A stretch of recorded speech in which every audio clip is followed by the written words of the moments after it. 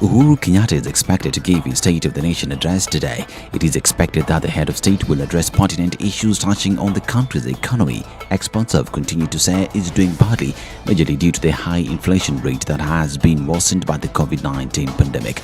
The head of state is similarly expected to give a report on the country's fight against corruption and the success achieved, if any. Also on the president's speech, according to pundits, would be the election preparedness as the country readies itself for the 2022 general elections next year. The High Court has declined to set aside or review the 4-month jail sentence issued to DCI boss George Kinoti. Justice Anthony Mrima has ruled that the order remains in force. The DCI boss has been sentenced to 4 months at the Kamiti maximum prison for contempt of court. He was accused of failing to return a cache of firearms to businessman Jimmy Wanjigi as ordered by the court. Last week, Attorney General Kihara Kariuki filed an application with the High Court asking for Kinoti's sentence to be suspended pending the hearing and decision of his petition. Kinoti has now until Thursday to surrender to the prison, failure to which the DPP has been instructed to issue an arrest warrant against him. It was a costly escape for the 3 Kamiti prisoners after they were sentenced to 15 months in prison for the charges of escaping lawful custody. The prosecution team had wanted the court to convict them for maximum sentences to the previous terms they serving. The 3 terror suspects were rearrested at Kitui en route to Somalia. The 3, Musharraf Abdallah, Joseph Juma and Mohammed Abdi, also told the court that their lives were in danger since some of the officers who helped them escape weren't arrested, further sharing their names with the magistrate. They further requested the magistrate to allow them serve their time in any other prison beside Kamiti for fear of victimization. The case will be mentioned on the 20th of next month. Meanwhile, Kamiti prison boss Charles Mutembe and 11 wardens accused of aiding this escape of the convicts have been freed on a 300,000 shillings and 200,000 shillings cash bail respectively. They appeared in court after being remanded for 8 days over the incident. And suspended FKF President Nick Mwendwa spent another night behind bars as he is expected to take plea today. He was yesterday arraigned in court and expected to be charged with fraud, but his lawyers objected to plea taking, saying proper procedure wasn't followed in his arraignment. Prosecutors insist that due process was followed in arresting Mwendwa and that they did not act in bad faith. Mwendwa faces 3 counts of illegally acquiring public property worth 8.5 million shillings. He also faces a charge of defrauding the FKF 29 million shillings. Here are Mwendwa's lawyers. The grounds upon which a party may be allowed to challenge a charge sheet or plea taking will be relying on 2 authorities, that is Republic versus reference to the Sports Act. Regulation number 25 of 2013, the process is that one, in determining whether this charge sheet should be admitted. Rwanda is the latest country to suspend all flights to and from South Africa over the new Omicron COVID-19 variant detected in the country last week. The country's national carrier Rwanda Air announced that all flights to 4 South African cities were temporarily suspended. The airline also announced that it won't be ferrying passengers from Zimbabwe and South Africa to the United Arab Emirates following AE's directive. And WHO says the heavily mutated Omicron virus variant is likely to spread internationally and pose a very high risk of infection surges that could have severe consequences in some places. WHO boss Tedros Adhanom has reiterated that, pending further advice, countries should use a risk-based approach to adjust international travel measures, while acknowledging that a rise in coronavirus cases might lead to higher morbidity and mortality rates. The emergence of the highly mutated Omicron variant underlines just how perilous and precarious our situation is. We shouldn't need another wake-up call. We should all be wide awake to the threat of this virus. But Omicron's very emergence is another reminder that although many of us might think we're done with COVID-19, it's not done with us. We're living through a cycle of panic and neglect.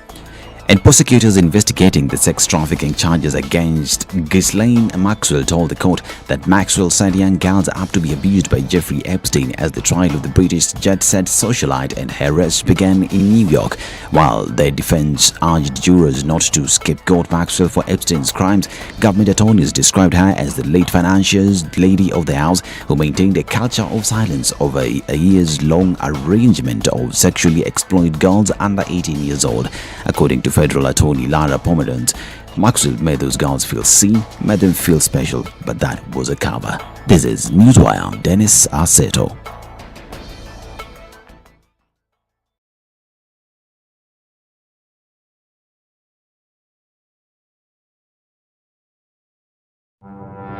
Hey, it's getting hot in here. The media has greatly contributed to the moral rot that we experience in this country.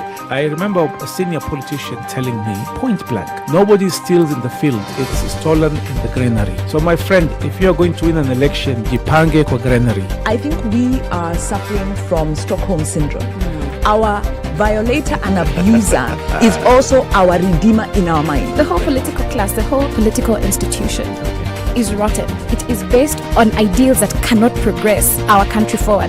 This is the Situation Room, the only way to start your day. SpiceFM, Nyeri.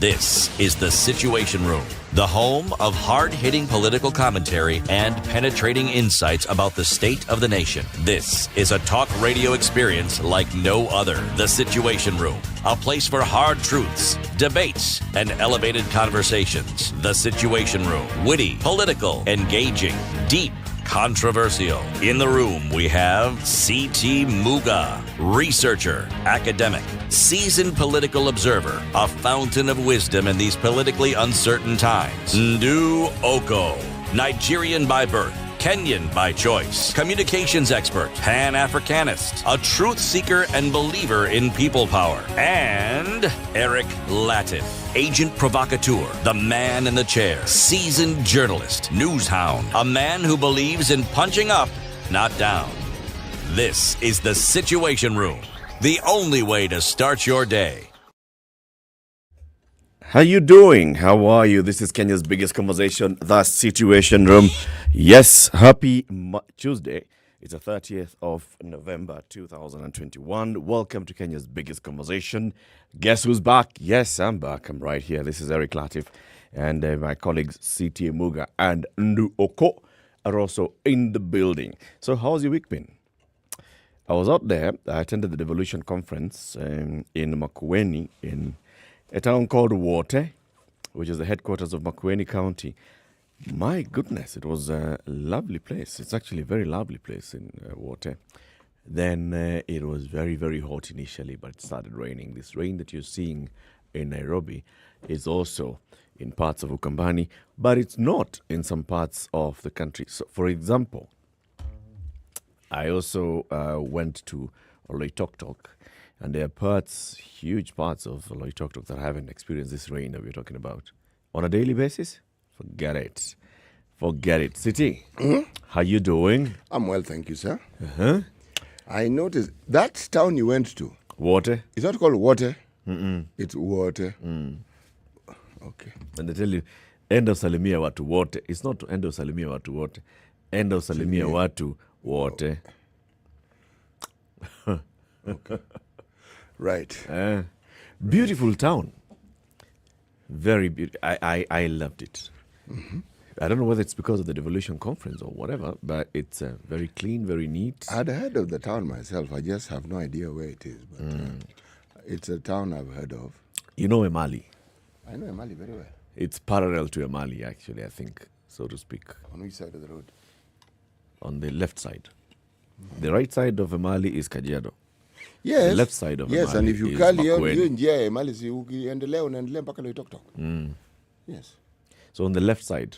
So if you want to, the easier place, it's about 60 kilometers from Makindu, because then I use that route. From Wote to Makindu is about 67, 68 kilometers from Wote to Makindu. Lovely road.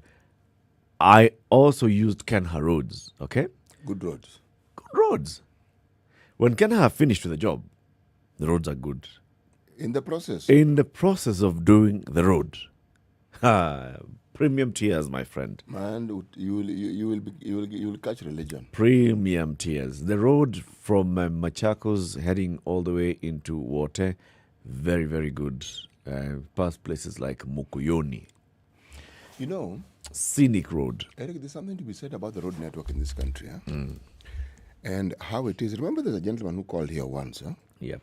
A retired colonel, somebody by the name of Henry Nyamboka, and he was saying, you guys may not understand this, but infrastructure is a security issue, because if you are to move troops, where do you think they're going to pass? If people are stuck somewhere or there's famine, how do you think you're going to take food? And if there's one thing this government has done, in all honesty, you're talking about road network, Baba. Man, this road network traverses the entire country. Yep. It's actually very true. There are very many good roads in very many parts of this country. And transportation has been made much easier. More work still needs to be done, but a lot has been done. But certain industries have been curtailed, like banditry. Banditry thrives on bad roads. Yeah. The moment you have good infrastructure, rugged terrain. Mzuri sana. Yes. Where you're going to drive slowly anyway. Indeed. Yes. Ndu. Yes. Good morning. Eric Latiff, good morning. How you doing? I am fine. Welcome. Asante, how are you? I'm very well. Good to see you where you are. Yes. Yes. Sweetie. Good to see me. Good to see you too. Yes. Okay. Sweetie Sasa. I am very well, thank you. It's good to know I was referring to you. I am aware you are referring to me, and I was thinking of how to demonstrate the fact that I was trying to ignore you. It's not possible. But I didn't succeed. It just didn't work. It doesn't work. I'm sorry. I tried. Many a human has tried this feat. And it has proven so unsuccessful. Even Neanderthals are like myself, who are not fully human. We'll try, and the results will also be the same. It cannot happen. Okay. Welcome to Kenya's biggest conversation. Today we'll have several conversations. At 7 o'clock, we'll talk about digital Africa with somebody who is working very hard at, seeing how to help startups and the digital economy, helping Africa's startups survive, especially the economic times and these times of COVID-19. We'll be joined by Stephanie Eloise Grass. I think that's how you pronounce her name. I think. She'll be joining us. She is executive director of an organization called Digital Africa and a co-founder of Africa for Tech. And then at 8 o'clock, we'll have the conversation about studying and living and working in Japan. This day, we'll be talking about a university called Okayama University in Japan.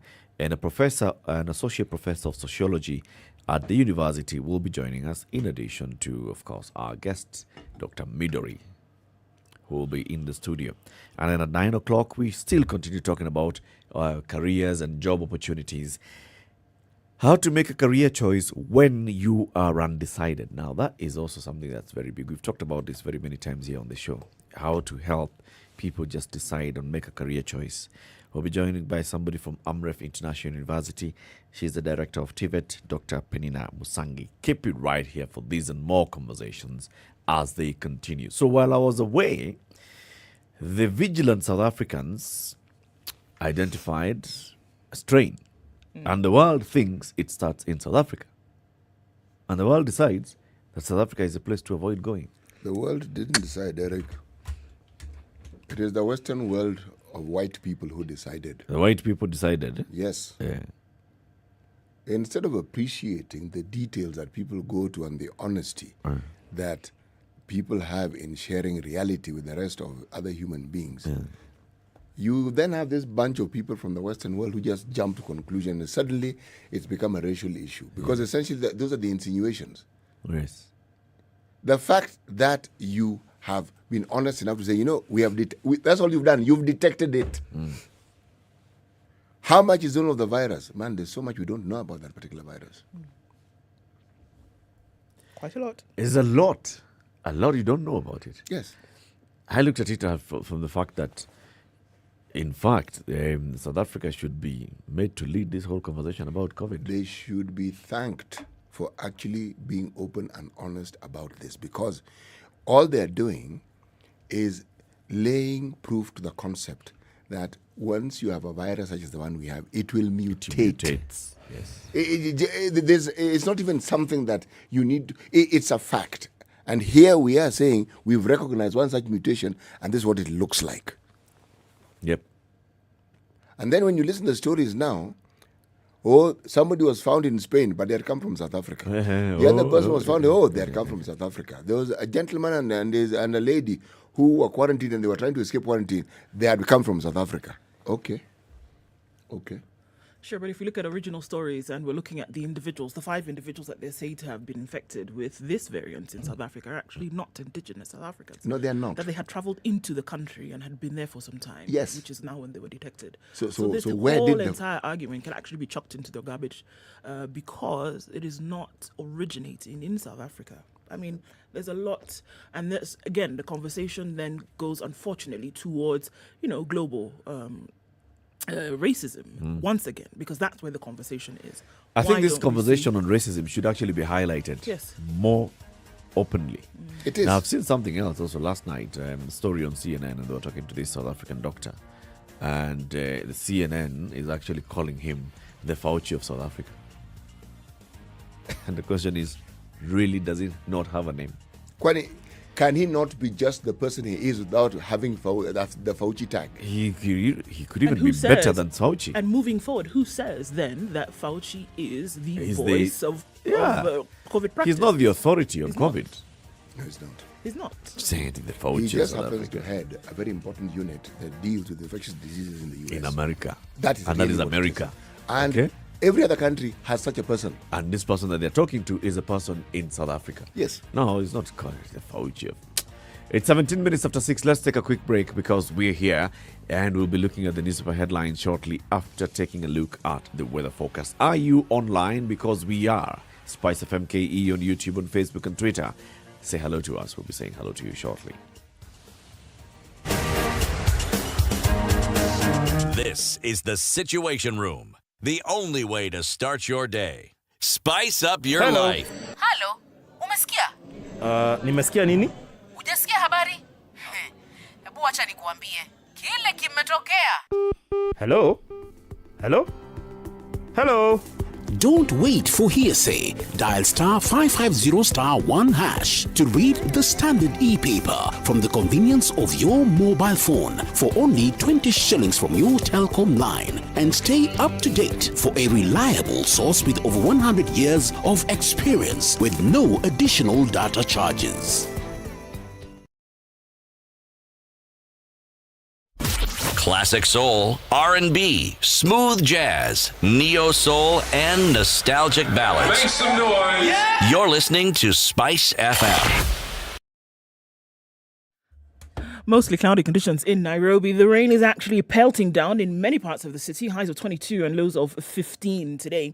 It's cloudy in Nakuru at 14. Also a sprinkle there. Highs of 23 and lows of 14. Rain showers in Nyeri at 14. Highs of 20 down to lows of 14. And Eldoret mostly cloudy going into rain showers for most parts of the morning. 22 will be the high and lows of 12. In Mombasa, it's raining as well at 25. Highs of 32. We'll see highs of 31 in Malindi, where the rain is also coming down, currently at 25. That'll be today's low. Kisumu is partly cloudy at 20, highs of 28 and lows of 19. And we're looking at cloudy conditions at 20 in Kakamega with highs of 29. It'll come down to lows of 16. Out in Kampala, it's raining as well, 20, and it'll go to highs of 25 and lows of 18. Dar es Salaam, light rain as well at 24 with highs of 30. We'll see lows of 24. Johannesburg is clear at 14, highs of 26. And we're looking at light rain, mostly clear conditions right now in Lagos, coming into rain later with highs of 31 and lows of 24. Kinshasa is raining at 23, highs of 32, back down to lows of 23. Let's look out into Beijing. Early afternoon at 3 degrees. Sunny conditions, highs of 6 and lows of -4. 4 degrees. Great weather in Paris. Cloudy conditions, highs of 10 and lows of 4. London is clear at 7, highs of 11 and lows of 7. Still Monday night in New York, close to freezing, 2 degrees and clear. We'll see highs of 5 and lows of 0.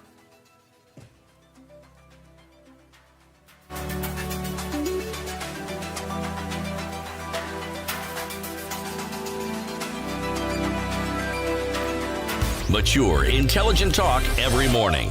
Spice up yourself.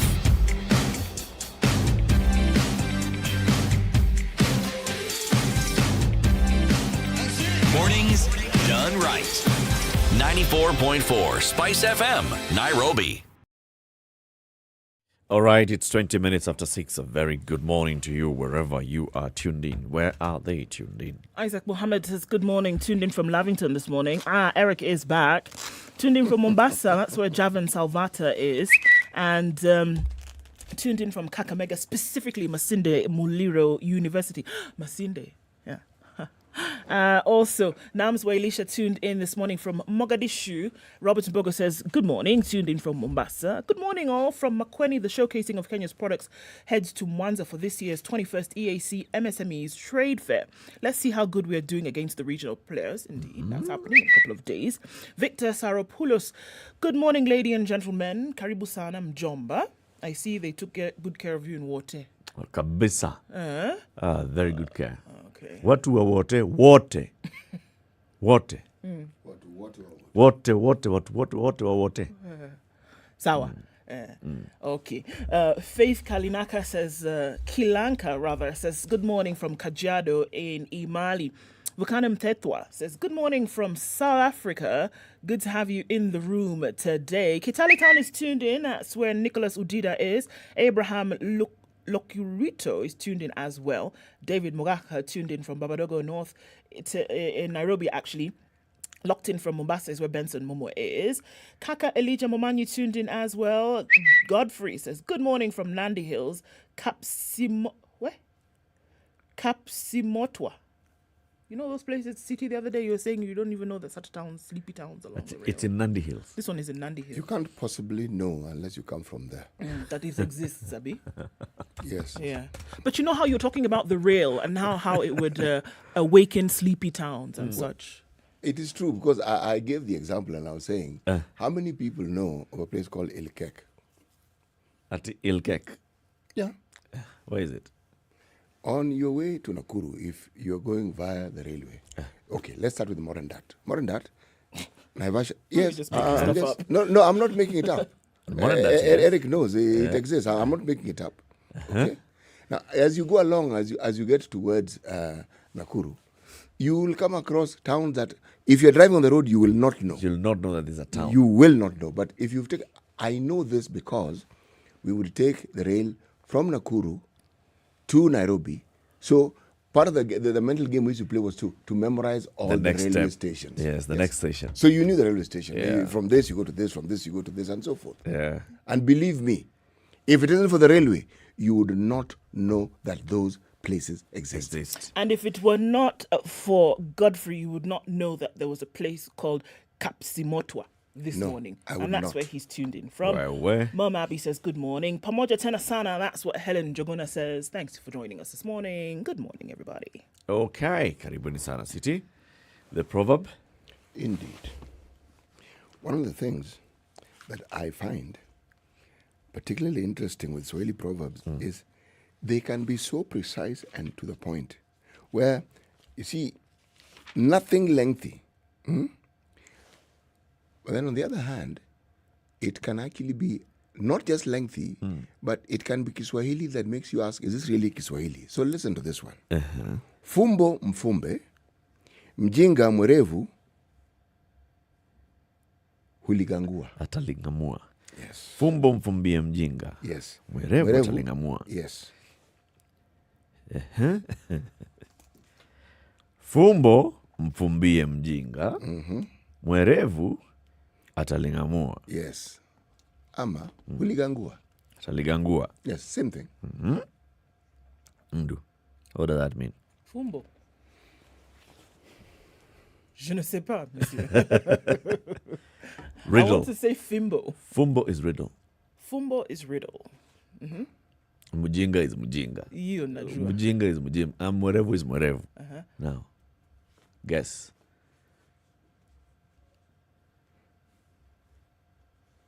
I'm drawing blanks here. Okay.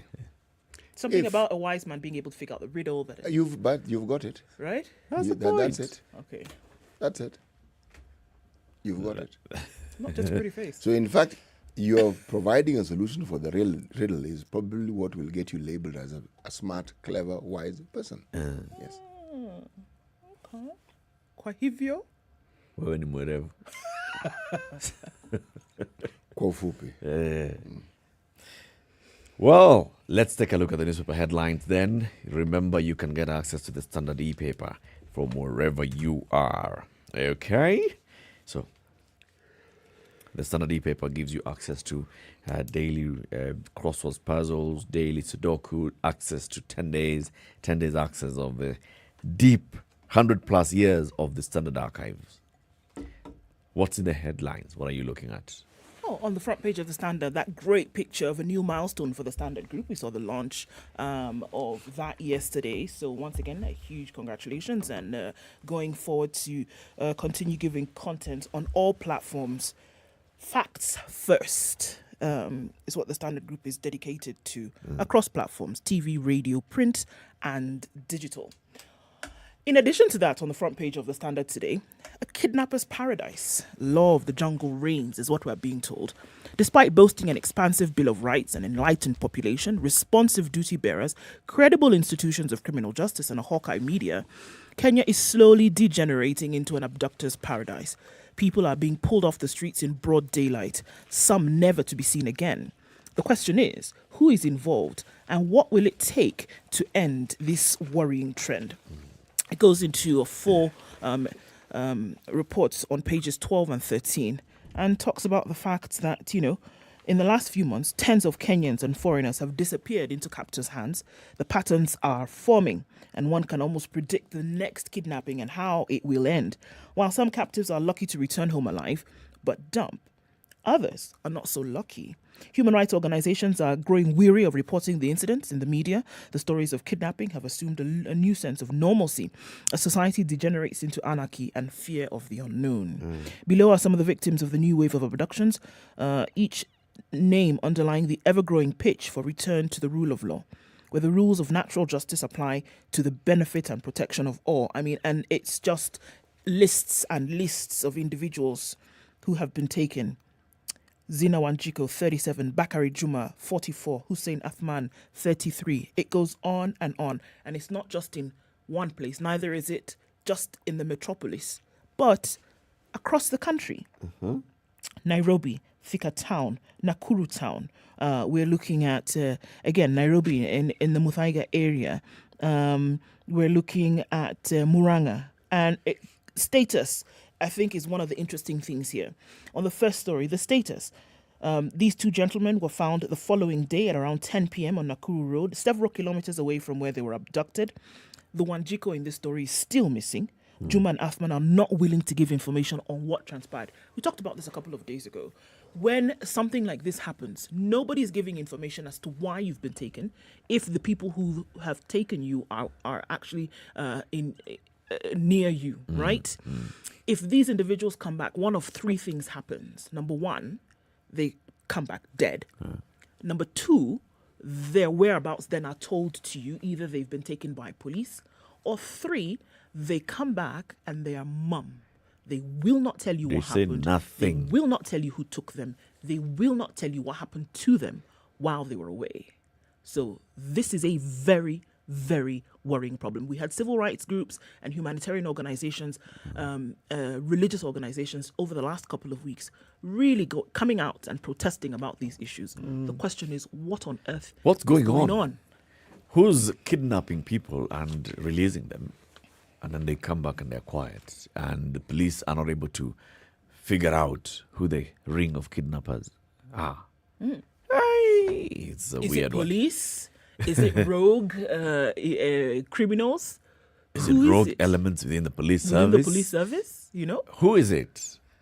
It's a very bizarre one. As we're still talking about the issue of, disappearances and all, yesterday, those 3 chaps that had dug a hole and escaped from Kamiti maximum prison and found their way in some remote village in Mwingi. Yes. They were in court, in the anti-corruption court in Kamiti, and they pleaded guilty to escaping. The state had said, please, Madam Senior Magistrate, jail them for 2 years. That's the maximum penalty for escaping prison. But the magistrate was like, no, because they came and they confessed and they saved us all the time and all the haggle, I'm just going to jail them for 15 months each. Okay? Just spare them some 3 months. Isn't it a bit ironical? You're already in jail. You can get out. You're added. Then you're being jailed while you're in jail. For getting out of jail. Plus, you've shown them that you can get out. Get out. Now, the thing that is interesting about this story is what the convicts were saying. They were saying that we planned this thing with some prison guards, and we know that those prison guards that were involved in this, not all of them have been arrested. Now we fear for our lives. If we take us back to Kamiti or to Naivasha, those same guys, they'll come for us. So, and they said, I can give you the names. The magistrate was like, write down their names. Write down the names and give those names to the investigators to go and summon them so they can be added to those that are facing the charges for that, for letting you escape. Does it not lend credence to what we've been saying all along, that it is virtually impossible to break out of jail if you do not have the assistance of somebody people on who the work. inside, literally. You cannot. Deep prison state. Yes. You can't. I'm still not convinced that these chaps did all those things. So they brought the assortment of things that they used to get out of jail. A makeshift ladder made of blankets, ropes and a hook, pieces of mattresses, a stone, 2 razor blades, Eric, and 2 nails. Blankets don't make for very good ropes or ladders. Ladder. Bed sheets, yes. Blanket, no. No, they were presented in court. Plus a stone, a razor blade, and 2 nails. Now, the person who was choreographing this thing, we should have asked for the assistance of some experts. Indeed. So that at least these things can be The man on the inside is not very sharp. No, because these things are... I'm ready to buy into it, but at least present it something credible, for heaven's sake.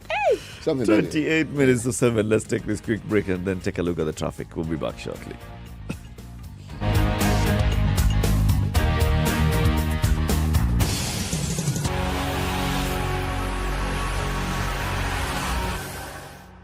This is the Situation Room, the only way to start your day. Spice up your 24/7 around the world, non-stop. This is Spice FM. It's our favorite time of the year and the time to shop, win, and celebrate Naivas Christmas Kilokol. From the 5th of November to the 4th of January 2022, Naivas Supermarket is bringing back the magic of Christmas across all branches countrywide through exclusive sales promotions, instant cashbacks in the form of gift vouchers worth 2,000 Kenya shillings for 400 people daily, and 1,000 goats to be won over 12 days from the 1st of December to the 12th of December 2021. All you need to do is present your Naivas reward card at the till while paying for your shopping and stand a chance to win instantly at the till. And this week, courtesy of Christmas Kilokol, we are bringing you the biggest Black Friday deals yet. Enjoy up to 50% off on a wide range of selected items across all Naivas supermarkets. Wherever you are in the country, you can enjoy this offer at your local Naivas branch. Naivas Christmas Kilokol. Shinda kokote. Sherekea kikwetu. Naivas saves you money.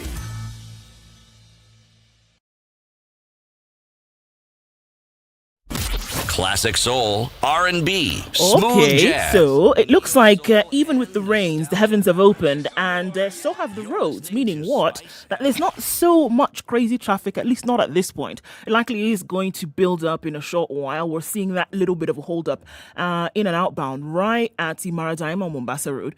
The southern bypass looking pretty good, but traffic is snaking along on Langata Road this morning, and that's already building up. We're seeing it also building up on Uhuru Highway Lake, and it looks like it's going to take some time to get out of this one today. The rains are coming down, folks, so we're asking you to be extremely careful. Doesn't really matter where you are. Just take it easy, whether it's traffic or not. Looking at the industrial area circuit, Lunga Lunga, Likoni, Lusaka and Jogo Road. That moving slowly right now. Let's look at the Thika Superhighway where traffic has already built up and we're going all the way past Survey today, picking up then even past Clayworks. So let's see what that builds up to be as we get further and further into traffic hour. Limuru Road also very early build up there. So we're going to keep an eye on things. Kiambu Road also packing up, getting towards that junction at Muthaiga Square. All right, so we take a look in a short while. Let's do that. Talk to us as well on SpiceFM KE on Twitter, text 40127. We want to try and keep things moving, even with the rain.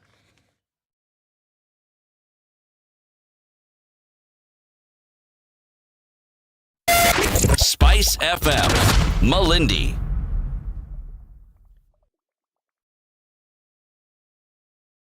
Mature, intelligent talk every morning.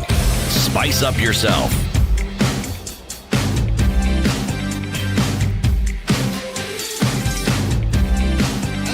Mornings All right. done right. 94. I'm looking at something that has been a subject of debate, and by the looks of it, is going to continue being a subject of debate. The issue of China lending to Africa, and America and Europe looking, wondering, chiming in, offering counter deals, and so forth. And what has raised this debate in the course of this week and last week was what was being touted as Uganda losing its national airport at Entebbe due to a loan that it took from China. Now, this story doesn't begin there, neither does it end there. Remember, the first country that we heard that were in what we may have referred to as a spot of bother with regards to these loans was Zambia, remember? Okay. Now, we had our own minister for finance, our CS, assuring us categorically that nowhere on this earth that the good Lord created did Kenya pledge its port as collateral for some of the loans that we're taking. But unfortunately, it's the same sort of sentiment that the minister in charge of a similar docket in Uganda also said with regards to the airport. But that having been said, this is a discussion that is ongoing, and we'll probably look at it in greater detail. But why it caught my attention was this. Sometimes it's very difficult to determine which is the wheat and which is the chaff, for this very reason. China says one thing, and yet you can see 1 in 5 projects that have been financed on this continent have been financed by China. 1 in 3 projects that are actually being processed or are in the process of being done are actually being done by the Chinese. Now, that cannot be considered to be insignificant. No. Okay. Now, Europe and America, in my mind, were caught napping. And they are now realizing that perhaps they ought to have played a more significant role. So now the discussion that is taking place is Europe and America now offering financial deals, and they're calling it partnerships, 50-50. Okay? The Chinese aren't sitting back. They're also offering something similar. So they are now offering 60-40. Yeah, no. What I'm seeing here, this is what we call the benefits of competition. Okay? So what it means is nobody's going to take your port. No, because it look like bad business. No one is going to take your airport. Yeah. And even when they say you can't renegotiate, all these loans will be renegotiated. They will be. Yes. In fact, even let's look at who started that rumor, because it was clearly a rumor that China has taken over Entebbe International Airport. Come on, really? Really? Who starts these rumors? China has taken over this. It's you can look back and wonder, what is the general message that's being fed to the population? That China is predatory. Yes. And so you should pressure your government not to take loans from China or not to deal with China. Because you end up in What the same is the difference between the Chinese loan and the structural adjustment programs? Man, those things could kill you. Yeah. And the Chinese loans, for a fact, they have actually not taken up Entebbe International Airport. No, they haven't. Or even the one in Zambia. In No, Zambia, they haven't. They haven't. I think when you're caught napping and you suddenly realize that you've lost ground, this is how you start gaining ground. The first thing you do is you badmouth the other person. Totally. Yeah. And paint them in the worst possible picture. And you don't necessarily do it yourself, but that you feed information You feed to an information. external party, Yes. and they're the ones who now bleed it into the cloth, Yes. as it were. These Chinese loans, like all loans, have conditions. But the sort of nonsensical conditionalities that the loans from the West had, because all the loans from the West had a moral clause, and you're wondering, are you lending us the money because we're good people or because we can pay? Which is which? Which is which? Yeah. The Chinese don't moralize their loans. No, they don't. Need money, here it is. Let's go. Yes. Let's work on This it. is it. You have an internal problem. You sort out your internal Now, problem. there'll be another story. Remember when we hosted the Kenya Railways chairman and MD last year, and they told us that they were about now to start taking over the operations of the SGR. Now, I saw a story yesterday that indeed now that's going to start happening. That Kenya Railways will fully take over the operations of SGR. of course you'll see their reaction will be, oh, now because this thing is not working, now they're giving it to you so that you can continue running it down and then they'll take it up. You will see. We'll hear a story, but they see, as we're hearing this story, we said this yesterday, the Nairobi Kisumu line is set to start functioning from next month. Yes. Okay? Passenger, goods. And the thing that must be mentioned is that both these railway lines would not have been possible were it not for the funding by Kenya Pipeline. Because Kenya Pipeline contributed 1.8 billion for the Nanyuki line, 3.8 billion for the Kisumu line. Kenya Pipeline. Now, if Kenya Pipeline parastatal can have the sort of money to actually finance an internal project, the question you have to ask is, how much money does Kenya Ports Authority generate and what can it do? Seems to be a state secret, that one, because you really don't know. My friend, it's never been made public. You can look for that information. About Kenya Ports Authority. How much they Page make? 6 of the nation. Tycoons running Mombasa Port. Voila. Investigations into the awarding of contracts by the Kenya Ports Authority have shown that companies with lucrative deals at the port of Mombasa are linked to prominent politicians and business people. Lawmakers now want KPA to come clean on how the private firms operating within its premises were licensed. The firms mentioned are Portside Freight Terminal Limited, linked to the family of Mombasa Governor Ali Hassan Joho. Grain Bulk Handlers Limited, owned by businessman Mohammed Jafar. Also mentioned is Maersk, the Danish International Container Shipping Company. Several parliamentary committees have visited the port in the past 2 years in a bid to get answers to how these companies came to own berths and how much they remit to the Kenya Ports Authority. How much money is KPA making? That one, you keep asking. You'll never know, my friend. Keep asking. It's a story. Keep asking. It's like the Loch Ness Monster. You know it exists, but you've never actually seen it. Okay. If you say so. It does exist, huh? Okay. It's like Santa Claus. Okay. Santa Claus exists. Just that you haven't seen him. Just that you haven't seen him. Okay. This money that KPA makes, it exists. It's just that you never know how much. The money of KPA I can comment. Santa Claus, I'm not even going to venture comment. That's John. Oh, yes. John knows such things. Yeah. Yes, he does. He's Santa Claus.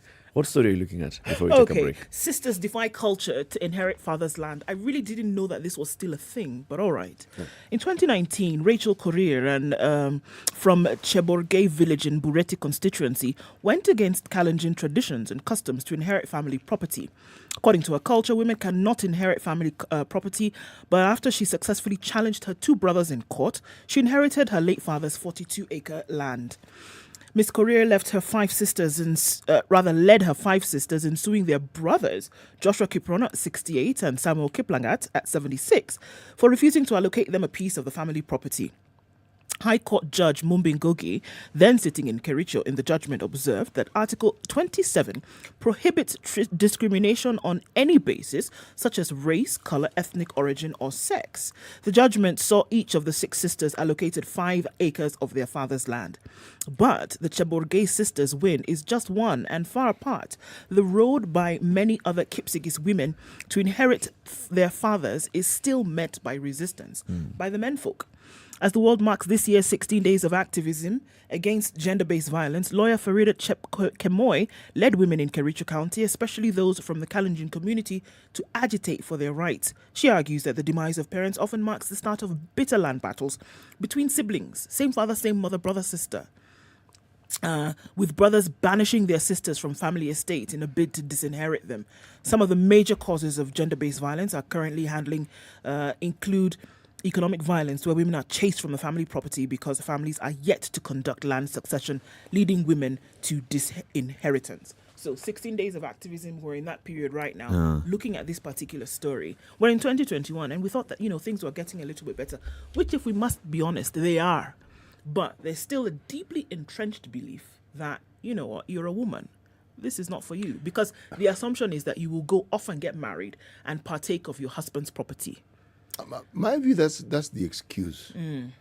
They just want to own the property. Yes. They just want to own it, yes. And culture becomes a very useful tool in using for finding an excuse to get you to own all that property. But then, yes, we have very many laws. We have laws. We have laws on inheritance. We have laws on marriage. We have laws on all these things that seek to address these challenges. We had a change of law.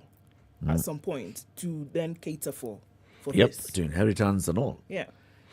You see, at the end of the day, even if the sisters decided they were not interested, both brothers would quarrel among themselves about that land again. They'll still bring issues. Because there are many families where the parent dies, you don't hear of issues. And they have sisters. Matters are settled. They agree and they go. By the time matters arise this way and people are this cantankerous, the sisters are just the first port of call. Yeah. Even if the sisters are not there. It's people edging out. So the brothers will edge out the sisters. And now and then now focus on each other. Yeah. Haven't we seen drama in this country where families have been fighting over property for decades? Yes. Indeed. And so you get the impression the net beneficiary are the lawyers. People die. The issue is still not settled. Others die. Their children grow up. The matter is still being discussed. Aye. Was it 2 years ago that the president pledged we are going to have a significant move on gender-based violence by 2022? I wonder how far we are on that target. Because he had set a target. We want to eradicate, or I think it was eradicate, GBV Those are in the the ones that country were used. by 2022. Yeah. So how far are we on that? We've made significant progress, like you've said, Ndu, but we still have a long way to go. I still believe that laws are good, but we need to deal with the soft side of issues. And this is looking at those cultures and talking to communities and just working at the community level. So you don't necessarily criminalize it every time, but you address it by making people just understand and go with you. Do you know what is of interest? In my neck of the woods, one has seen a reversal of this thing in many, many ways, where a similar culture has existed for the longest time, where women are not supposed to actually inherit land, their father's land. Yeah. But with the passage of time, something strange happened. You find that in many communities, the girl child becomes the woman, and the woman is the prosperous member of the family who actually supports the family. So that discussion becomes very different. Indeed. Very, very different indeed. So the lady now becomes the person who people refer to in the home as opposed to the sons. Yes. And this often happens in cases where it's not that the sons are ne'er-do-wells, it's just that the woman is far more prominent. Indeed. It's 13 minutes to 7. Let's take a quick break. We'll be looking at more headlines shortly. This is the Situation Room, the only way to start your day. Spice up your life. 24/7, around the world, non-stop. This is Spice FM. Famous, the secrets we keep, live La Liga action. Offer a ShowMax Black Friday special imeingia. Lipa for 1 month and get a second month sare. Yani 2 whole months of the biggest shows in Kenya, na English Premier League footer, and lots more. Zote for one low price only on ShowMax. Offer inachomoka soon, so sign up chap at showmax.com. Classic soul, R&B, smooth jazz, neo soul, and nostalgic ballads. Make some noise. Yeah. You're listening to Spice FM. Mature, intelligent talk every morning. Spice up yourself. 12 to 7. So 5.1.1.529. And in the Greek alphabet, it's called what? Omicron. So there you go. So this Omicron thing, when did you leave Gamma and go all the way to Omicron?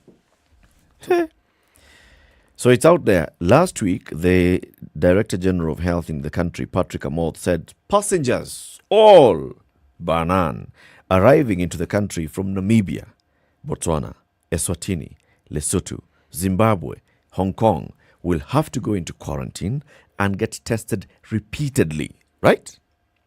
Land at JKIA or any other entry point, you have to be tested, go into quarantine. There are fears of Omicron, the new COVID-19 variant, said to be more infectious, getting into the country because of gross incompetence and poor surveillance and testing by government officials. This is a story in The Nation. Investigations by this newspaper have established that passengers traveling from South Africa to Kenya on 6 flights that landed on Monday, including a cargo one, were not tested. One of those flights was carrying activist Boniface Mwangi. He went to social media with it, We got to JKIA at around 11:50 p.m. I was among the first people to get off, and they told us to show them our vaccination certificates and the PCR test, which we did. We sat there until around 1:50 p.m. when they said there's no nurse to attend to us and no testing kits. They then took a piece of paper and wrote down our names and phone numbers and where we are going to stay. And they were told, go forth. You okay? You just write a piece of paper.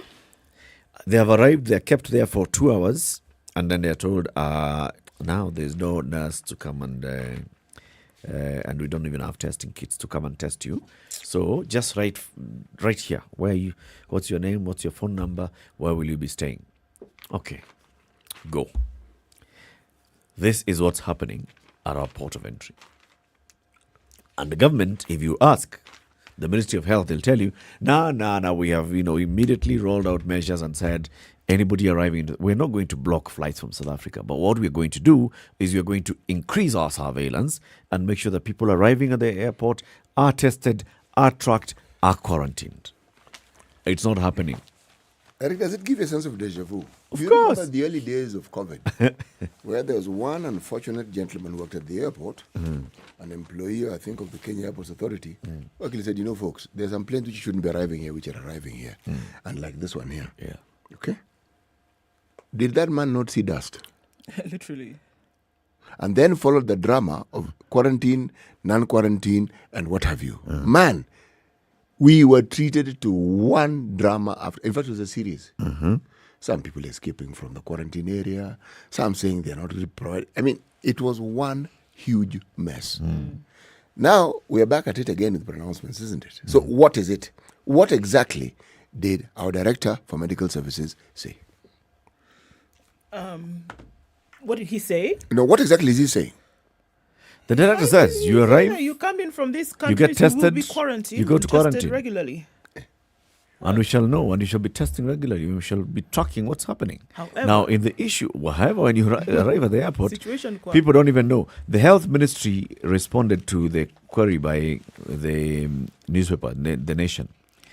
Health ministry officials were accusing the Kenya Airports Authority of laxity. KAA and Kenya Airways did not share the schedule. Our officers were there up to 10 p.m. last night. There's a flight that came from South Africa, but it was not declared as having come from South Africa. MOH does not manage flights. This is according to a senior official at the health ministry. It's not possible. It's It's not not They said possible. there was a nurse, but the nurse left at 10 p.m. This flight is arriving at 11 a.m. Kenya Airways did not tell us. Eric, it is not possible that a flight lands at an airport. It doesn't matter if it's the airstrip in Lodwar. You will know where it is coming from. Yeah, if you're told. No, you don't need to be these ones told. are not told. Eric, you don't need to be told. If you're a Ministry of Health official, You don't need you don't to run be the told. airport. You know where it is coming from. Even if you board a bus and it suddenly arrives in Nairobi, you will know where that bus has come from. You don't know because you're a Ministry of Health official. The people who know are the airport's people. No, not really. And the airline. Eric, When is your flight arriving? How? My ETA is that you don't say where you're coming from. An official from Kenya Airways said both KAA and Port Health have access to the Mayfly system, which shows arrival and departure of flights for Kenya Airways. Alafu? Like KQ, KAA asked the health ministry to carry its own cross. Captain Paul Njoroge, KQ's director of operations, refuted claims that KQ did not declare the flight boarded by Boniface Mwangi. Scheduled flights are planned well in advance and shared with all the relevant aviation authorities. Flight schedules are displayed on the Flight Information Display System at the airport. These are visible screens that all airport users, including customers, workers, cleaners, passers-by, I'm adding all those, use to get information on flight arrivals and departures. All Kenya Airways flights, like any other, are displayed on these screens. He goes on to say, on Friday, the Ministry of Health issued an internal memo to the Port Health surveillance team and other stakeholders, directing that only vaccinated passengers with negative PCR certificates enter Kenya. On Saturday, the Port Health officers effected the directive, and Kenya Airways complied with that directive as issued. I beg you. Oh, how do you say they should stop carrying us foolish? They knew very well where it was coming from. People just didn't want to take responsibility for what they were doing.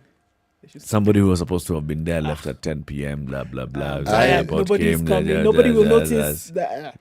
Eric, they didn't expect that somebody would be on the flight who who claims make some to be noise. a senior official in the Ministry of Health, if indeed the person who's being referred to is a senior official, they have traveled out of this country and have flown. They will know full well that what he's saying is bunk. You don't need to work for the airports authority or it's public knowledge, for heaven's sake. Even if you're walking outside the airport to go have a coffee and you're walking outside of the terminal, You those will see the screens are screens. there. They are You can staring see at you. They are huge. 11:55 coming in from The Johannesburg. whole day. Come on. Delayed. Yeah. This. Departed. For cancelled. heaven's sake. And in fact, in this particular case, because your directive is specific to the number of countries, the one thing that you will ask is, airport, make sure that we know any flight, at the time it's departing South Africa, we know And Eric also, that the flight is coming. when it comes to scheduled flights, that's what they call schedule. Yes. You know when they arrive in the country on every single day. You know. These are not chartered flights. It's scheduled. Scheduled. Charter is the one which can decide halfway it's still going to Zambia before it comes back to Kenya. Health Ministry. It's Kenya. State of the Nation. This is the State of the Nation. And the President is going to address the State of the Nation this afternoon. Fellow Kenyans, let me tell you the truth. That is the day the President stands up in Parliament and says, I am going to tell you the truth. Re-elect him for 10 years. That's it. Finish.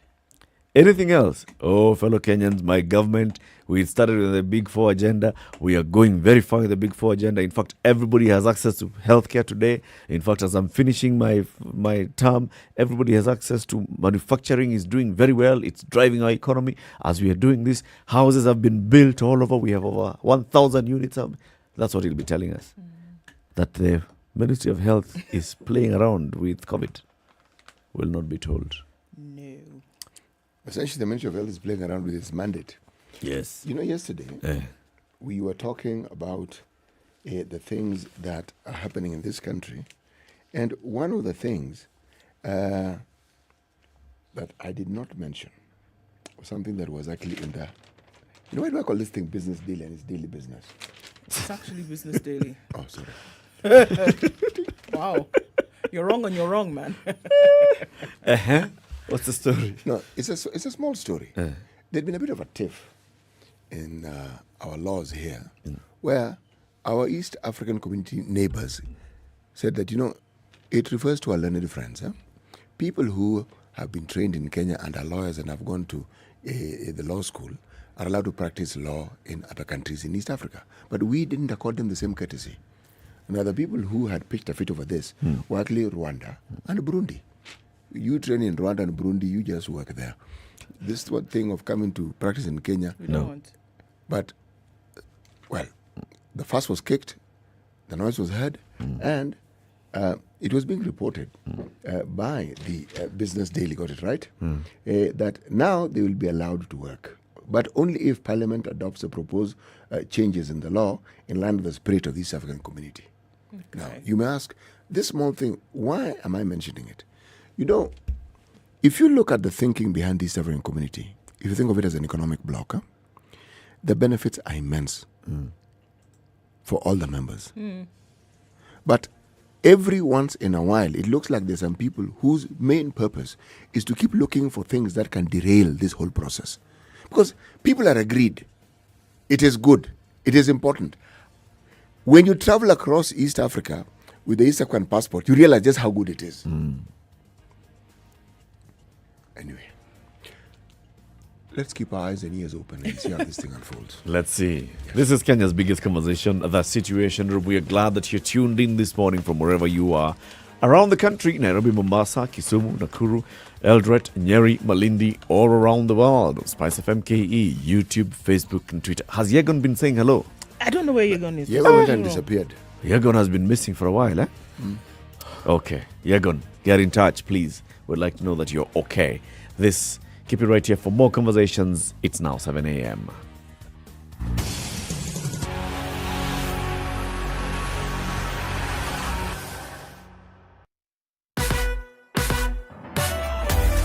Sugar and spice and everything.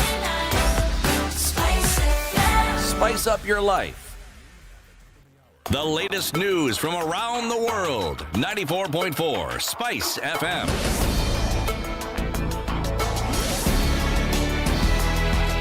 This is Newswire. Dennis Aseto. President Uhuru Kenyatta is expected to give his State of the Nation address today. It is expected that the head of state will address pertinent issues touching on the country's economy. Experts have continued to say he is doing badly, majorly due to the high inflation rate that has been worsened by the COVID-19 pandemic. The head of state is similarly expected to give a report on the country's fight against corruption and the success achieved, if any. Also on the president's speech, according to pundits, will be the election preparedness as the country readies itself for the 2022 general elections next year. The ruling Jubilee Party has postponed its National Delegates Convention that was scheduled for today. The party's Secretary General Raphael Tuju said the NDC was moved due to the party leader President Uhuru Kenyatta's tight schedule, since it fell on the day he is set to issue the State of the Nation address in a joint sitting of the National Assembly and Senate. Members of Parliament are set to go for their long recess on December 2nd, hence they plan to have President Kenyatta deliver the address on Tuesday and not the traditional Thursdays. National Assembly Speaker Justin Muthui communicated the planned address to MPs last week, Tuesday. President Uhuru Kenyatta has commended security sector agencies led by the National Police Service for playing a leading role in the containment of the spread of coronavirus in the country over the last 2 years, despite the enforcement of public health measures not being at the core of National Police Service regular operations. The president said heroic acts by police officers supported by sacrifice made by Kenya's gallant health workers helped forestall a national catastrophe. The head of state spoke when he presided over the 57th passing out parade of 2,619 new administration police officers at their Embakasi A campus in Embakasi, Nairobi County. Suspended FKF President Nick Mwendwa spent another night behind bars as he is expected to take plea today. He was yesterday arraigned in court and expected to be charged with fraud, but his lawyers objected to plea taking, saying proper procedures wasn't followed in his arraignment. Prosecutors insist that the due process was followed in arresting Mwendwa and that they did not act in bad faith. Mwendwa faces 3 counts of illegally acquiring public property worth 8.5 million shillings. He also faces a charge of defrauding the FKF 29 million shillings. Here are Mwendwa's lawyers. The grounds upon which a party may be allowed to challenge a charge sheet or plea taking will be relying on 2 authorities, that is Republic versus reference to the Sports Act. Regulation number 25 of 2013, the process is that one, in determining whether this charge sheet should be admitted. Tomatoes Politics and Maendeleo Chapter Party will support the Azimio la Umoja initiative led by Orange Democratic Movement leader Raila Odinga in its quest to work with like-minded parties ahead of the 2022 general election. The resolution was reached at the National Executive Council meeting. Muthui has been popularizing himself with plans to vie for the presidency, but he remained non-committal on if he will shelve his ambitions. He urged Odinga to shelve his ambition should he intend to vie, insisting that it was an opportune time for the youth to lead this country. Now, Kenya has intensified screening at the border points, particularly on travelers from countries where the new Omicron strain has been detected. Health Principal Secretary Susan Muchacha says this is among the stringent measures being adopted to ensure that the virus strain does not get its way into the country. She further maintained that the government will rely on science and will not close its borders. Muchacha encouraged those yet to be vaccinated against COVID-19 to secure themselves to increase their resistance to such variants. This, as Newswire continues to also urge you to get out there, get vaccinated, so that together we may win the fight against COVID-19. To sports, and Paris Saint-Germain and Argentina forward Lionel Messi won the Ballon d'Or award, awarded to the best footballer of the year for a record 7th time. Messi helped his country win the Copa America, his first international honor, and has scored 40 goals in 2021, 28 for Barcelona, 4 for the Paris Saint-Germain and 8 for Argentina. Bayern Munich and Poland striker Robert Lewandowski came second. Chelsea and Italy midfielder Jorginho was third, and Real Madrid's French striker Karim Benzema finished fourth. The Ballon d'Or is voted for by 180 journalists from around the world, although There was no award in 2020 because of the coronavirus pandemic. Either Messi or Cristiano Ronaldo collected the award every year from 2008 to 2019, apart from in 2018 when Croatian midfielder Luka Modric won it. This is Newswire. I'm Dennis Aseto.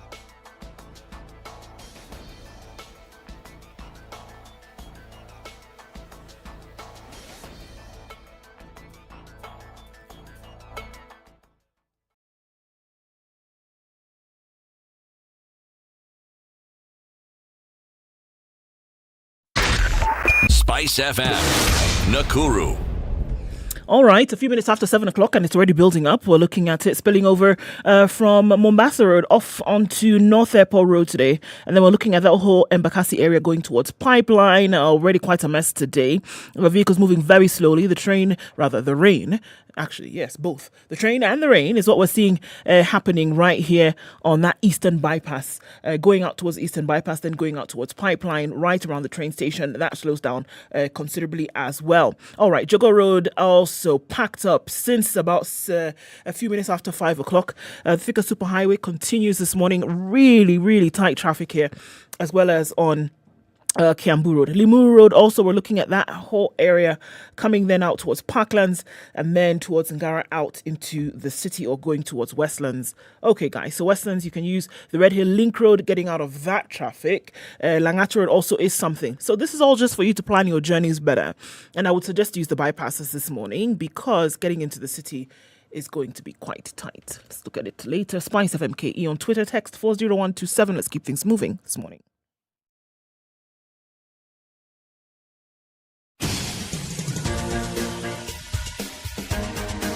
This is the Situation Room, the home of hard-hitting political commentary and penetrating insights about the state of the nation. This is a talk radio experience like no other. The Situation Room, a place for hard truths, debates, and elevated conversations. The Situation Room, witty, political, engaging, deep, controversial. In the room, we have C.T. Muga, researcher, academic, seasoned political observer, a fountain of wisdom in these politically uncertain times. Ndu Okoh, Nigerian by birth, Kenyan by choice, communications expert, Pan-Africanist, a truth seeker and believer in people power, and Eric Latiff, agent provocateur, the man in the chair, seasoned journalist, news hound, a man who believes in punching up, not down. This is the Situation Room. A very good morning. It's 8 minutes after 7. This is Kenya's biggest conversation, the Situation Room, broadcasting on SpiceFM around the country and on SpiceFM KE on YouTube, on Facebook, on Twitter, around the world. Eric Latiff, Ndu Okoh, and C.T. Muga with you in the studio. And we have a guest. But before we introduce the guest, let's hear today's proverb.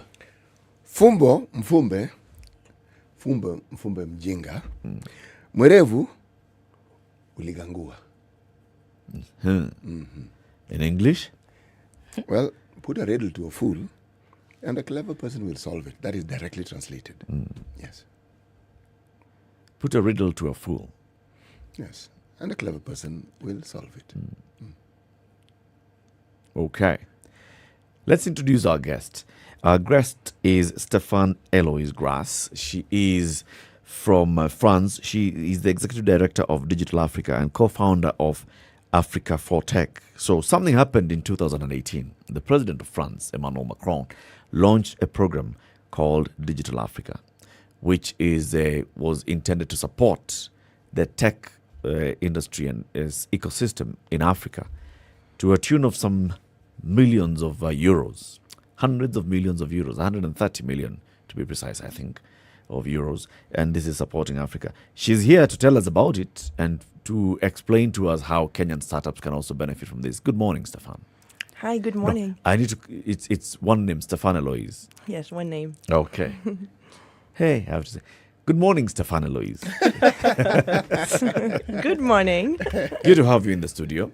Welcome to Spice FM and the Situation Room. Thank you for having me. We call that the hot seat where you're seated because we want to warm it up for you and get to understand exactly why you've come to visit us this morning.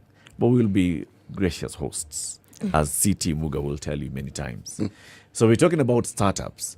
And C.T., let's start with your question. What is a startup? Great question to start with. So what we call a startup is potentially fast-growing company. So when you say startup, it means that you can start and get up very fast. And there are several reasons for that. But the main reason is technology. So most people, a lot of people would use the word startup to describe sometimes some SMEs that are starting up. But for me and for a lot of people in our ecosystem who we work with and partner with, a startup would include that tech and technological component that makes it capable of scaling up fast potentially, because thanks to technology, you can address, several geographies, you can address several kind of audience. I'm sure you know what I'm talking about. So a startup requires some specific skills, specific investment models, and that's why, it requires also a specific kind of support system. At what point does it become a startup?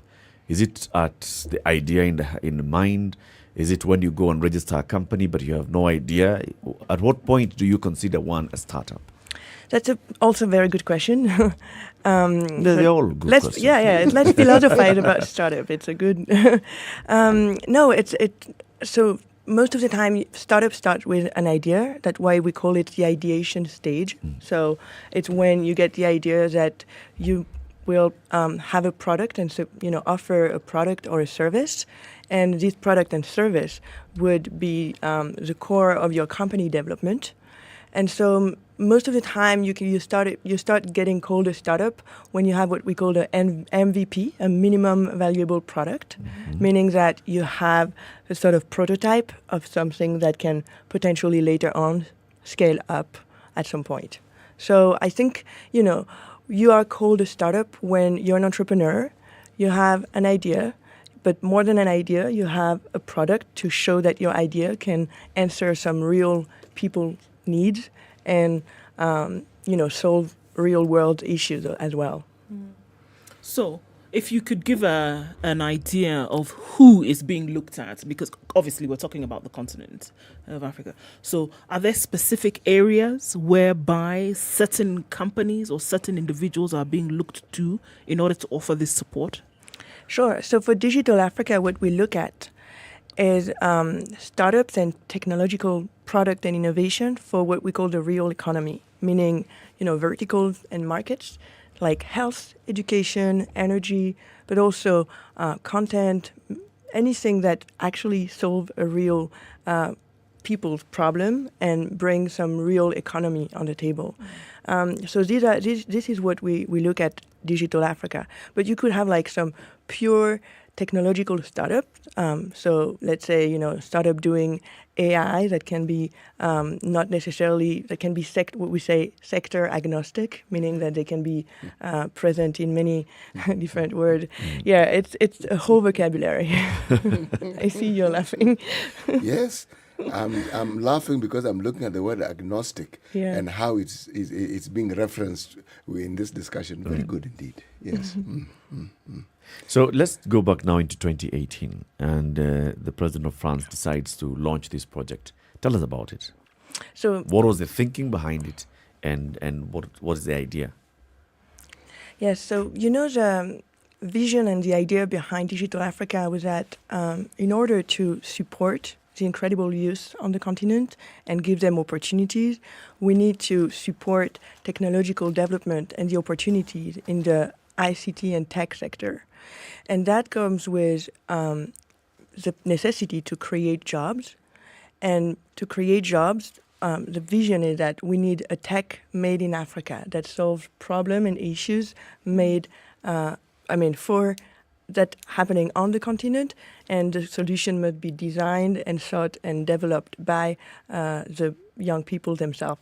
So that's pretty much the vision behind Digital Africa. So Digital Africa was launched in 2018 in an event in France called Vivatech with the Rwandan president Paul Kagame. And the vision and mission, therefore, is to support tech entrepreneurs in their capabilities to design and scale later on digital innovation for the real economy, which you were asking earlier. So it was initially launched with both financial capacities and non-financial capacities. So the first capacities summed up to 60. I mean, were announced as a 65 million euros fund, but we actually reached 73 million in our development, and now we just announced that we are relaunching. I mean, a new pocket for 130 million for the next 3 years. Okay. And so with that in mind, what we want to achieve is really to support both skills development and high impact digitally enabled startup or companies, early stage company. We want to source global finance to make more funds available for those entrepreneurs with great technological ideas. And we also want to support Made in Africa policies that are conducive for these technological development that the continent needs. So let me understand this. So you fund individuals with ideas. You fund, I'm going through a list. That's list one, first item. Item number 2, my thinking. You fund projects that have started and that are technological and seem to have a promise of growing to become big. You also finance policies that lend itself to the development of ideas and things that will progress the continent. So, yes, not exactly. Let's start with the not exactly. That is exactly where I was going. It's the policies, I understand. Yes. Okay. So no, we don't fund policies. That's not how and why we were built and invented and created. What we do is we support ecosystem players in their capacities to, and that includes. So let me start with what is an ecosystem. You know, like an ecosystem for technological innovation and startup development requires at least 5 kind of personas, let's say. One is the entrepreneur with the great idea and vision. 2 is the investors, the one who will give him, the fuel to be able to develop the company.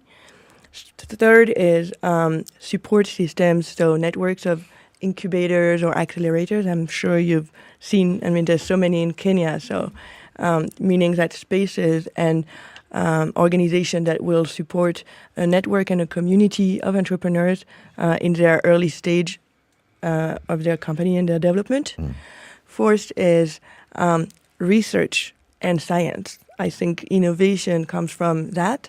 And the 5th kind of people that are needed to build a technological ecosystems is policymakers, because we know that without the public support for, and I'm sure you're also familiar, for example, with the startup bill that was developed here in Kenya in Nairobi. So, and there's many other areas or ways to support technological innovation and ecosystem developments for innovation. So one of the first countries that did that in Africa is Tunisia. Tunisia was the first back in 2018 to create a startup act, meaning that because a startup, as we were discussing earlier, requires some specific skill set, some specific investment, some specific support system, we need to a whole village to build that and to allow that to grow. Okay, so I'm a startup, and there are many. So, as an example, if I'm a startup, how do I then find you? How do we come to a central place? Do we send applications? So individuals or companies or startups, as you say, how do they know how to get in touch with you and then start to be able to access this support? Yes. So we are backed by what we call a development fund, meaning, the French Bank for Development. So DFIs in the acronym. So what we do, DFIs it's a sort of like tricky thing to, say we're going to, have like one central place and, with open desks for that, which is something that I wish we could do. But, let's face the reality, it's not happening. But what we managed to do with Digital Africa, and I think that really something that could be a change maker, we offered some online capacities for startups and entrepreneurs with ideas and products that are already, in development stage, to test their eligibility to some of our funds. So, for example, during the COVID pandemic, we realized that, a startup, when I was saying, needs different stage of fundings. You can go from like what we call the early stage funding, which means that when you start, you have an idea. You need, what we call seed money. So most of the time, people will get money from their friend, from their family, but it's really hard to get a loan, especially on the continent. We know that. So lots of that money is like small grants with different levels. Then you have like what we call the seed fund, meaning that there you can start talking to some business angels, maybe some early stage investors who will support you with more money. And then when you start growing, you have hired a team, you'll need to grow and expand because, the bottom line is really create jobs and make sure that the companies are sustainable. Then you will also address other kind of investors, which we called venture capitalists. Okay. So at Digital Africa, what we did during the COVID-19 pandemic, we launched a fund that support startups between 2 rounds of fundings, meaning that they can, because the pandemic made it harder for individuals and startups to, access to money, and especially from the investment sector. So what we did is offer them some specific kind of loans that could make them, have a little more time and space between 2 rounds of funding. And this fund, called the Bridge Fund, was made accessible thanks to a website where entrepreneurs could come and test their eligibility. If they were eligible under certain criteria, we would then give them a certain, because then you have to do all the technical work and paperwork to look at how the money can be brought to the entrepreneurs. Right. So we managed to shorten that investment cycle, meaning that, most of the time, as I was saying earlier, DFIs can take years to give access to the money. There we managed to shorten that to a couple of months. So for us, this is the direction that we want to take with Digital Africa. And we are now preparing some more funding capacities for startups to be able to access to. I want to mention one thing that most of the time, the way you can access to, and that's important for some of your auditors maybe, the way you can access to funding is through incubators or accelerators that are themselves funded by some organization like ours or like other organizations and DFIs. You can have access to funding through investors, so early stage investors and venture capitalists. So this is how you should start as an entrepreneur, is really identifying, you have your idea, you have your product, at least a prototype of your product, and you want to grow it, you want to be able to start hiring people. What you do is you go to some organization and investors. Most of the time, investor will ask you to show some revenue already. So, be aware, and I am fully aware of that. I used to be an entrepreneur myself, so it's really a tough moment. You will have to, you will fail many times. It works. Yes. That this is a business that functions. Yes. And is already making money. Yes. But now, with the case of Digital Africa, when you say that you're funding, what does funding mean? Is it free money? Is it a loan? Is it an investment in exchange for some equity into the business? So you have indeed different kind of funding, let's say financial tools. So one is 0% loans, meaning reimbursable loans. The other could be grants, so indeed free money. what we're looking at now, and this is something we that will be new and probably also a game changer, is how can we offer convertible notes. So, for example, you basically lend some money, but instead of asking it back with 0% rate or rate, you can turn it into equity, convert it into equity. That's what we call it, convertible notes. Then you have other kind of participation, which are shares or equity, and that is for later stage startup that will already have some capital and that are already funded. So we at Digital Africa do not focus only on funding. We also focus a lot on supporting the startup, because funding is important, yes, but to be able to get funding, you need to have to show that your product is interesting, that it's solid, that it's built, that you have a strategy, you have a plan, and all that requires skills, require an understanding of your markets. And let's say you want to design a specific mobile app for getting to know whether you have COVID or something else. Something that is quite necessary today. I'm sure there's lots of people with ideas like that. You need to show that you need someone to design your app. You need to build your strategy. You need to make sure that you have the right logistic behind it. So all that calls for non-financial support as well. And this is where we also have our focus on. What I'm interested in knowing, I get the funding bit. How then do you ensure that the person who is funded actually does what they say they're going to do? That's a really good point. When you fund early stage startup, you are expecting lots of startup to fail, because the truth is there's many ideas, there's many things to be done and to be brought to the world to solve real world challenges. Most of them will fail.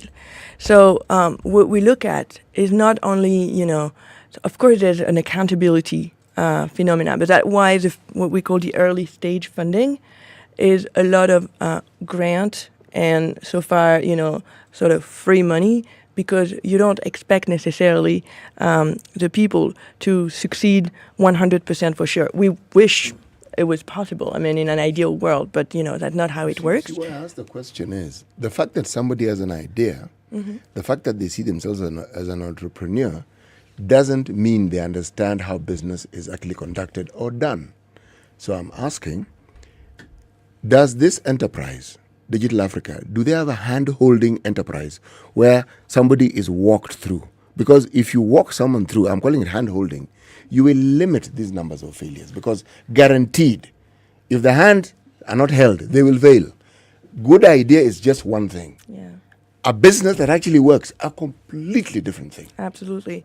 I fully agree with you. And so that's why we need local partners, we need local presence, and we need people, that it's a whole network. So what we're doing at Digital Africa is two things. One, we establish with local partners, and we're about to launch what we call a connectors program. So it's people who are inside ecosystems, who are themselves entrepreneurs, who have succeeded a little bit, and who can, sort of tell us and confirm, A, what do local ecosystem need to be able to really grow their innovation? B, who are the startups that are, really accountable for what they say they will do, as you say, and, who are the great people, because it's all about people in the end, it's about finding the right people. And the second thing that we do at Digital Africa to also find that is through data. I'm sure you can imagine that when an individual, an entrepreneur, most of the time a successful entrepreneur has failed many times in the past. So what we need is to see who have applied already to some existing programs, whether for skill development and, capacity building, for getting trained as an entrepreneur, for having access to fundings.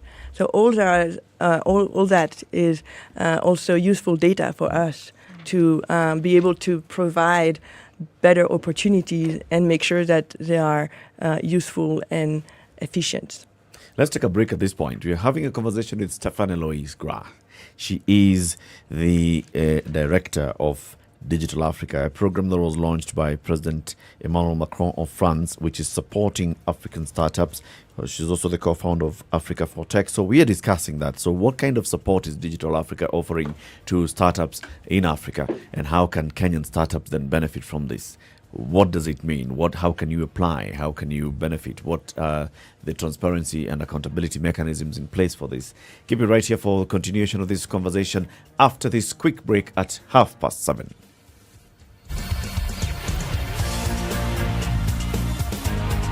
This is the Situation Room, the only way to start your day. Spice up your life.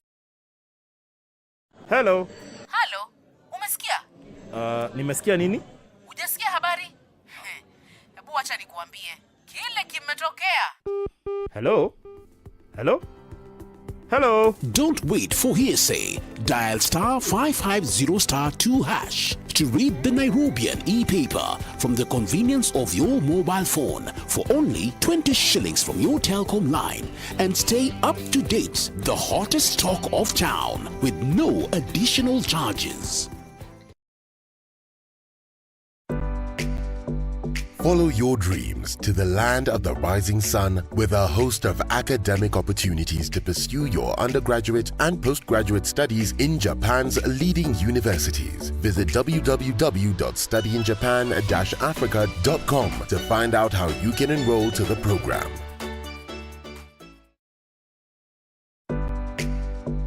Follow your dreams to the land of the rising sun with a host of academic opportunities to pursue your undergraduate and postgraduate studies in Japan's leading universities. Visit www.studyinjapan-africa.com to find out how you can enroll to the program.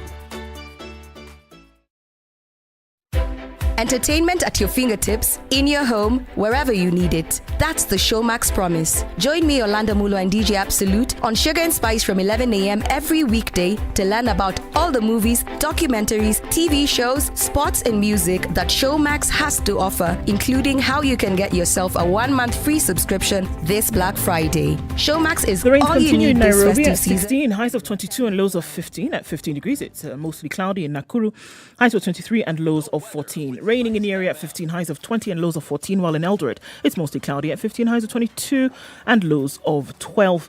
We're looking at partly sunny conditions now in Mombasa, still raining in some parts, however, highs of 31 and lows of 25, while in Malindi it's raining as well at 26, highs of 31. Today, partly sunny conditions in Kisumu at 22, highs of 28 and lows of 19. And we're looking at sunny conditions in Kakamega with highs of 28, will come down to lows of 15. Rain showers in Kampala continue at 20, highs of 25 and lows of 18. And we're looking at light rain in Dar es Salaam at 25 with highs of 30. Lagos is mostly clear at 26 for now, highs of 31 and lows of 24. And we're looking at mostly cloudy conditions in Johannesburg at 16, highs of 26 and lows of 14. 23 and cloudy in Kinshasa, highs of 32 and lows of 23.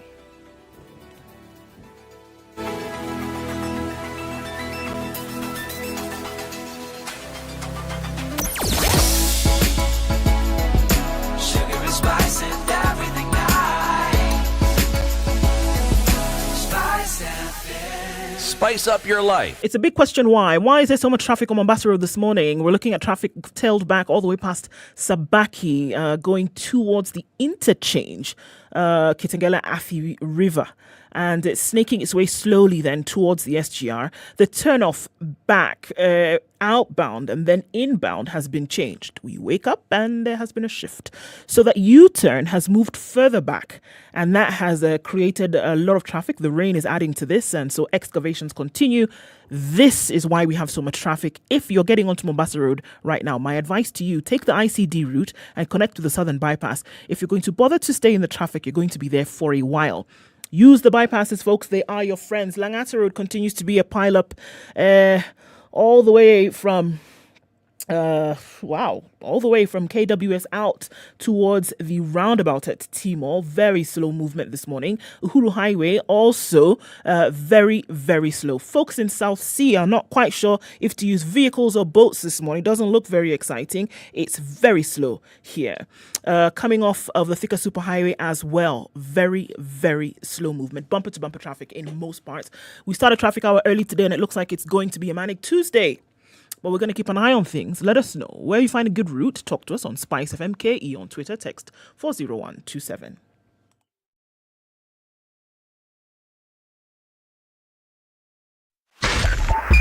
.5 Spice FM, Kisumu. Mature, intelligent talk every morning. Spice up yourself.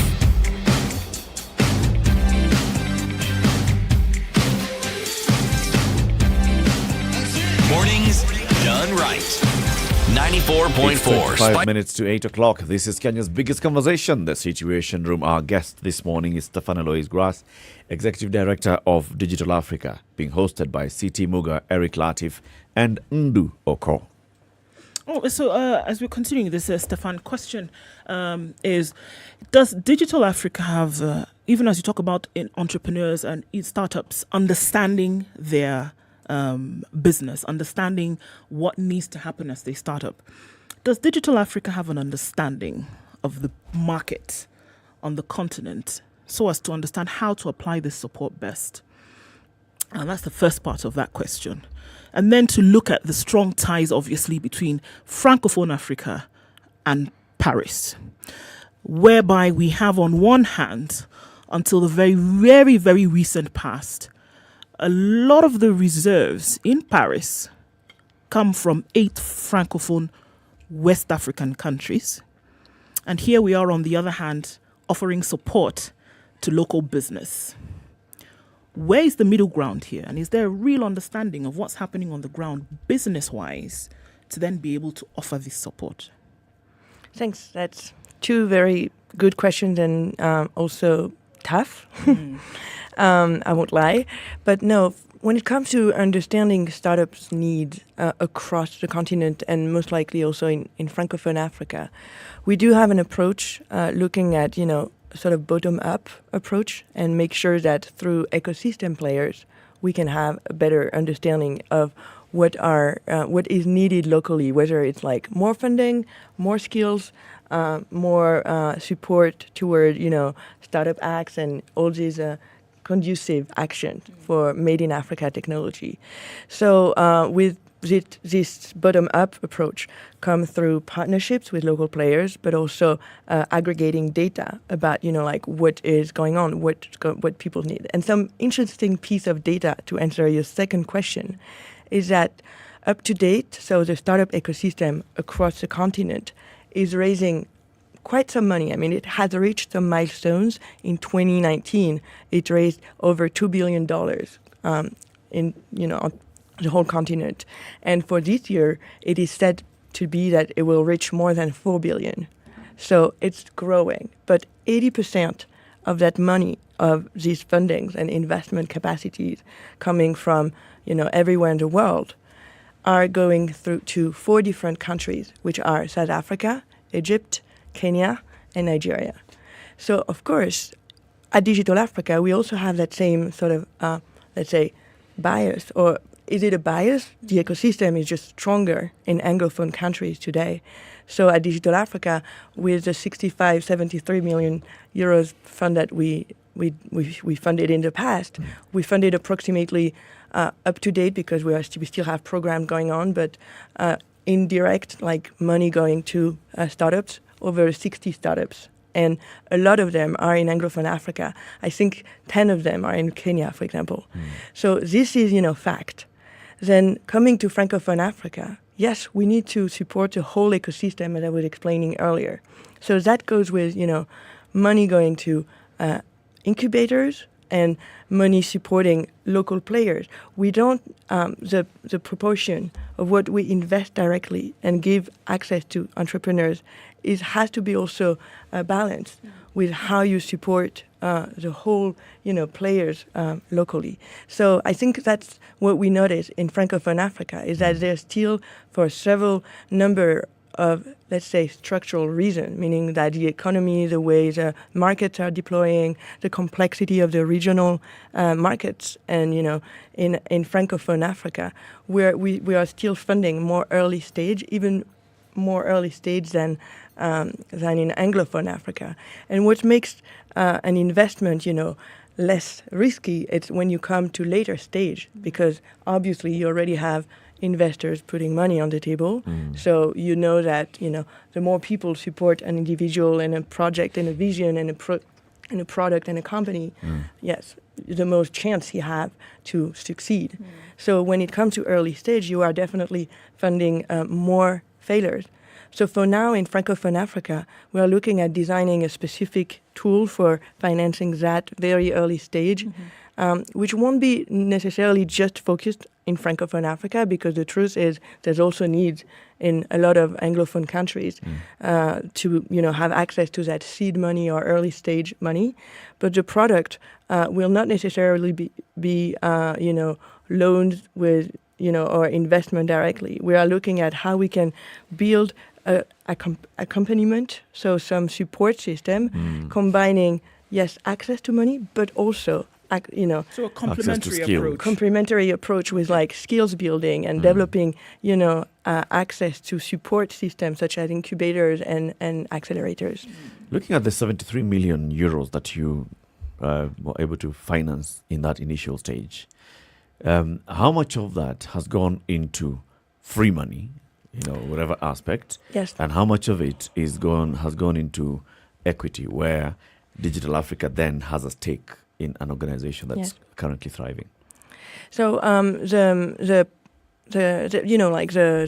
Digital Africa is being funded by the AFD Group, the French Bank for Development. So over the 65 million that were committed for the last 3 years, 50 million were handled and were actually put through investment money by Proparco, the subsidiary of AFD that handles the private sector and therefore equity and supporting those kind of financial products. The free money part was only 15 million euros that went to approximately lots of 70 structures, both startups and incubators. So we supported a network of incubator in Francophone Africa through Afriquinov, and we supported AfriLab, which I'm sure you're also familiar with. And we supported 4 different local VC that were the one who actually gave access to those 0% loans that allowed some entrepreneurs to have access to grants from 15,000 euros to 50,000 euros, let's say. And those players were the one making the decision also. And we, Digital Africa, provided, some funding capacities, of course, and all the brand marketing, sourcing, and animating all that. But we are looking to work a little differently for the next couple of years, which also explain why we announced this renewed commitment, but also a change in our organization. We want to revamp Digital Africa and to make it even more capable of building that support system coming from, let's say, free money and grant money, but also equity and skills. So we are joining forces with Proparco now, whom we worked with at putting together the bridge fund that I was explaining at the beginning of our conversation. So the idea is really we can build a sustainable pipe and opening up as many opportunities to the entrepreneur that needs the support as possible. I want to ask then, following out into that question, how many of the companies that you have supported so far with the 73 million, let's even talk about the 50 million where Proparco has equity, how many of those are 100% owned by Africans? 100% of its owners without Proparco are Africans. So what do you mean by owned? Owned, like the shareholders. So where the shareholders are African and there's no, external shareholder who's come in, let's say some French guy who's also part of the shareholders of this organization before the Proparco and Digital Africa came in.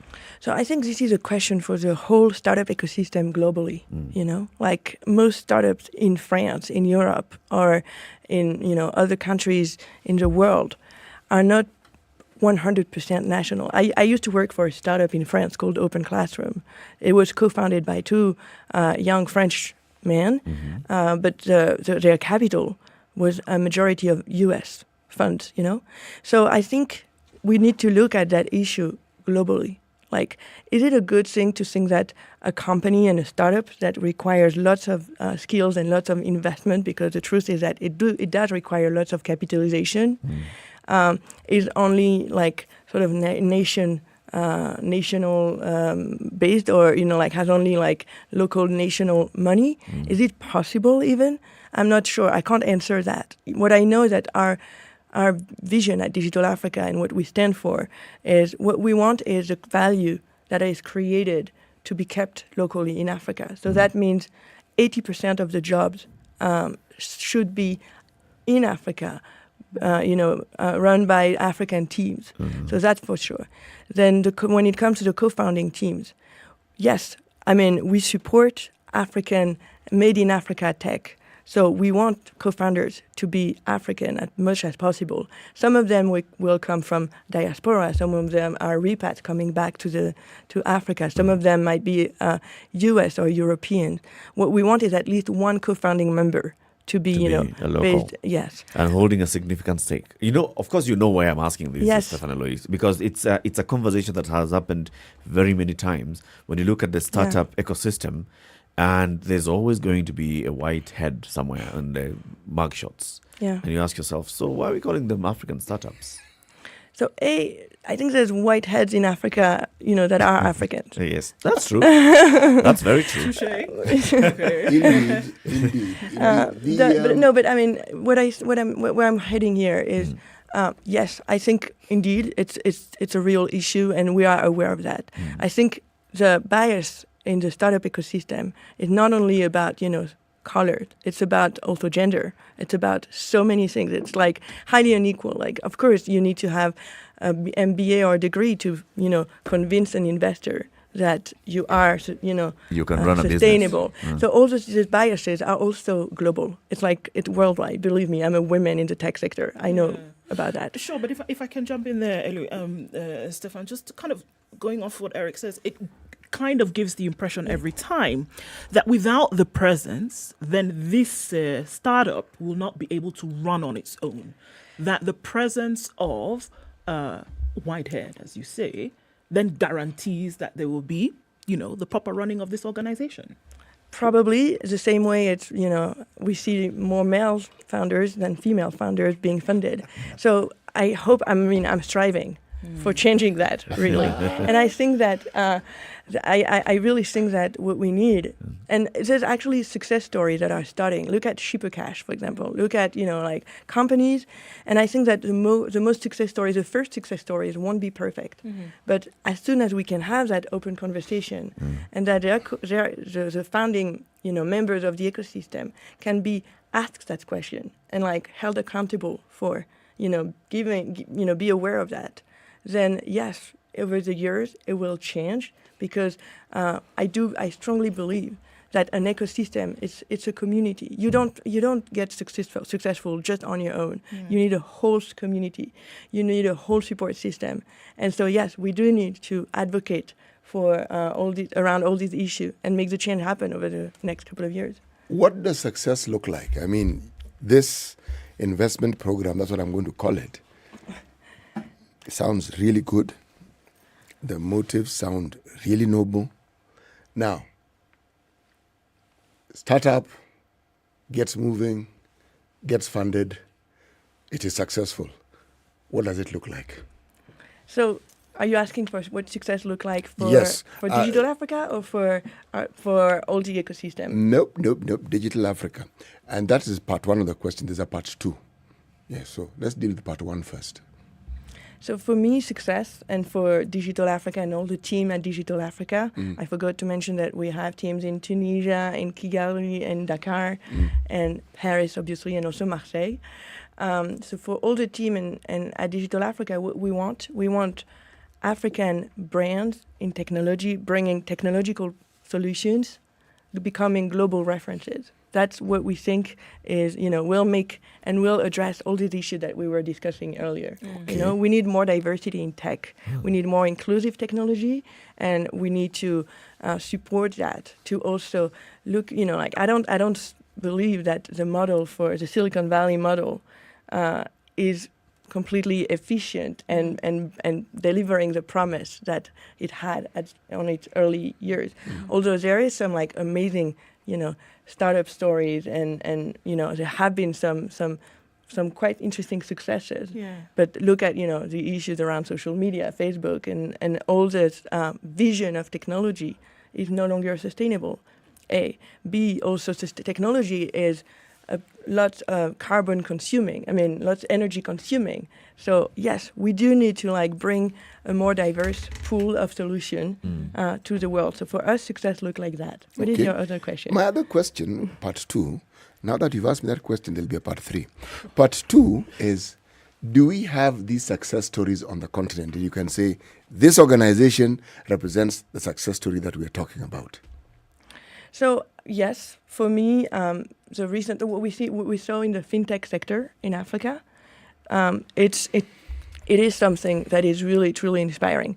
Because fintech, when you look at M-Pesa, which started here, M-Pesa was a global wave. It was like nobody had thought how big it could become, and nobody had thought how life-changing it would be for millions of people across the continent. So what happened with fintech, I'm not saying that all the fintech sector is perfect and but the success stories, some success stories in the fintech sector, such as Paystack, that was acquired by Stripe. So Paystack is a Nigerian company, and they really, we know the guys. They're supporting their ecosystem locally. They've been really helpful to local businesses. So that's the kind of success stories that I would, love to see happening in other sectors than fintech. Let's say in health, in education, in the content industry also, because we don't want, just Netflix and Spotify and global platforms, and they can't address, what local young people want to listen to, want to hear, what the story they like to hear or they need to hear, and nobody does, only local entrepreneurs do. Stefan and Louise, I like the way you think, but you see the third part of my question is... Oh, you were not kidding. No, I wasn't kidding at all. It sounds like this, People who already have these sort of businesses in the West have understood that there's a huge market on the continent. My thinking. So because there's a huge market, how do you ensure you actually benefit from this market? You have the money. You have lots of it, in fact. So invest in startups. You have an idea. You've done this thing before in your country, in your backyard. But on this continent, there are brains that can come up with these things. So you partner with them. I am thinking.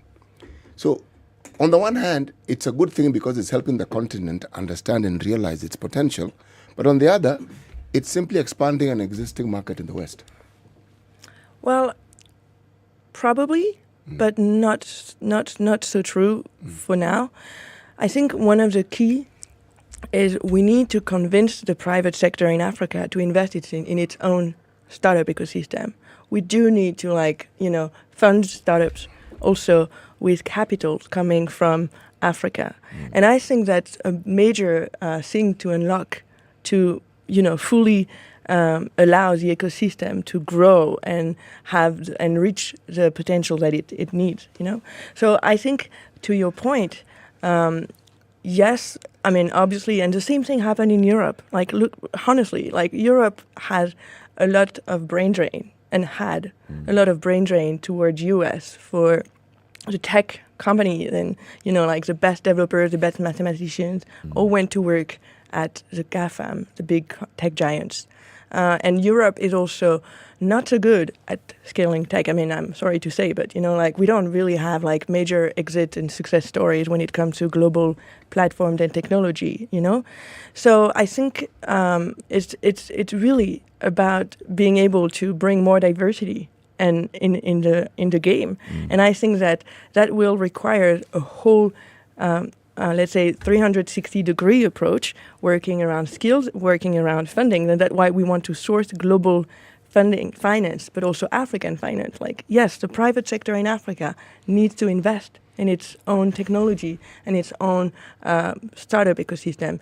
Some already does, some African banks are actually funding lots of, startups and supporting them. But not enough, obviously. Not enough. Maybe that's the place where policy and government comes in. Because then if a government has decided it has a policy, it has a law, let's start a bill that is being produced and going through Parliament. If such were in place, such that they safeguard, even when we say that this is a startup that started in Kenya, then how does it develop outside of the country?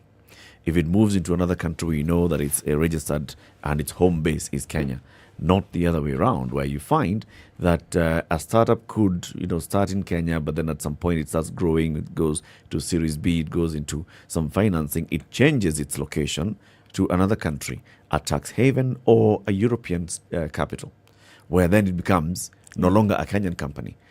We need to look at very many ways of safeguarding that, which is where I see where City is asking. Because if with all these kind of funds coming in, these entrepreneurs have their personal interests. And also governments also have their interest. And the interest would be come and mine the opportunities in terms of the human capital that's there, in terms of the ideas that are there in Africa. And then when they start thriving, by the time we realize this thing started here, it was incubated on Gong Road, but it's not a Kenyan thing. It's actually registered somewhere in Paris. Do we have, apart from the ones that you've given us, Paytech and M-Pesa, do we have cases where we can see this is a startup that is a true African unicorn? I just mentioned Paystack. Minus those two. Okay. No, I mean it's true that it's not enough for now. But at least it's starting, and the possibility when one makes the possibility happen, then it means that others can. You may call me an idealistic or it is good to be idealistic. But I really support the idea that once one thing happens, then the change can follow up. So yes, I fully agree with all you've said, and I think we need to make those success stories be even better than their peers and their previous success. So what's in it for the government of France? Why support this? Why spend 73 million shillings in Africa? Why spend an extra 130 million euros, not even shillings, euros in Africa? What's in it? It's very much about first, let's say we have the development money, Development money has reached also a moment in history of public development money, I think. And they are, struggling to change and to, sort of adapt to this new world. And I think so that's for sure the first reason. The second reason is we do need jobs in Africa. We do need young people in Africa to find opportunities. Because the truth is, by 2035, almost 40% of the population in age of working, in the workforce, is in Africa. So we are completely depending on what's going to happen on the continent over the next couple of decades. Okay. So then the final question. Of all the organizations that you've supported so far with the 73 million euros, right? How much of that money has gone into French companies? And this is by saying, so you're supporting, for example, incubator, accelerator. How many of them have some connections to France? So you're asking for the supporters, or you're asking for the entrepreneurs? I'm asking where the money is going. How much of it is actually landing in Africa, in Kenya, and supporting Kenya and staying in Kenya? And how much of it is coming that, there's an organization that has been set up here, it's an accelerator, but the accelerator is actually a French company that is supporting to, start the startups in Kenya? So in Kenya, 100% of the startup we supported are Kenyan. We don't support because, let me explain that it's also a sort of institutional thing. We have another organization in France called BPI, the Public Bank for Investment, that support French startups who want to come to Africa. It's their business. It's the Public Bank for Investment in France. What we're doing is supporting startups in Africa, African co-founders, African jobs on the continent. So that's the bottom line for Digital Africa. Okay. And yes, we have supported indirectly a couple of French players who are on the continent, let's say VCs, so for example, Investment and Partners, Investissement et Partenaires in Western Africa. We have supported some, but very a handful. Okay. And those guys are actually, the one working to support African entrepreneurs. Okay. Stefan and Lois Grass, thank you very much for joining us today. Thank you for having me. All the best as you continue with the work that you're doing at Digital Africa. And we look forward to seeing more and more success stories coming out of Africa from the efforts. And it's good to be an idealist as well. Yes. It's good because you have passion for it, and that's why you're pushing it. Thank you. Thank you for having me. Come again soon. Bye. This is Kenya's biggest conversation, the Situation Room. Keep it right here for more. In the next hour, we cross over to Japan and we'll be talking to an associate professor of sociology at the Discovery Program for Global Learners at Okayama University. You want to go and study and work and live in France? Not in France, but in Japan this time. Keep it right here for that. Good morning. It's 8 a.m.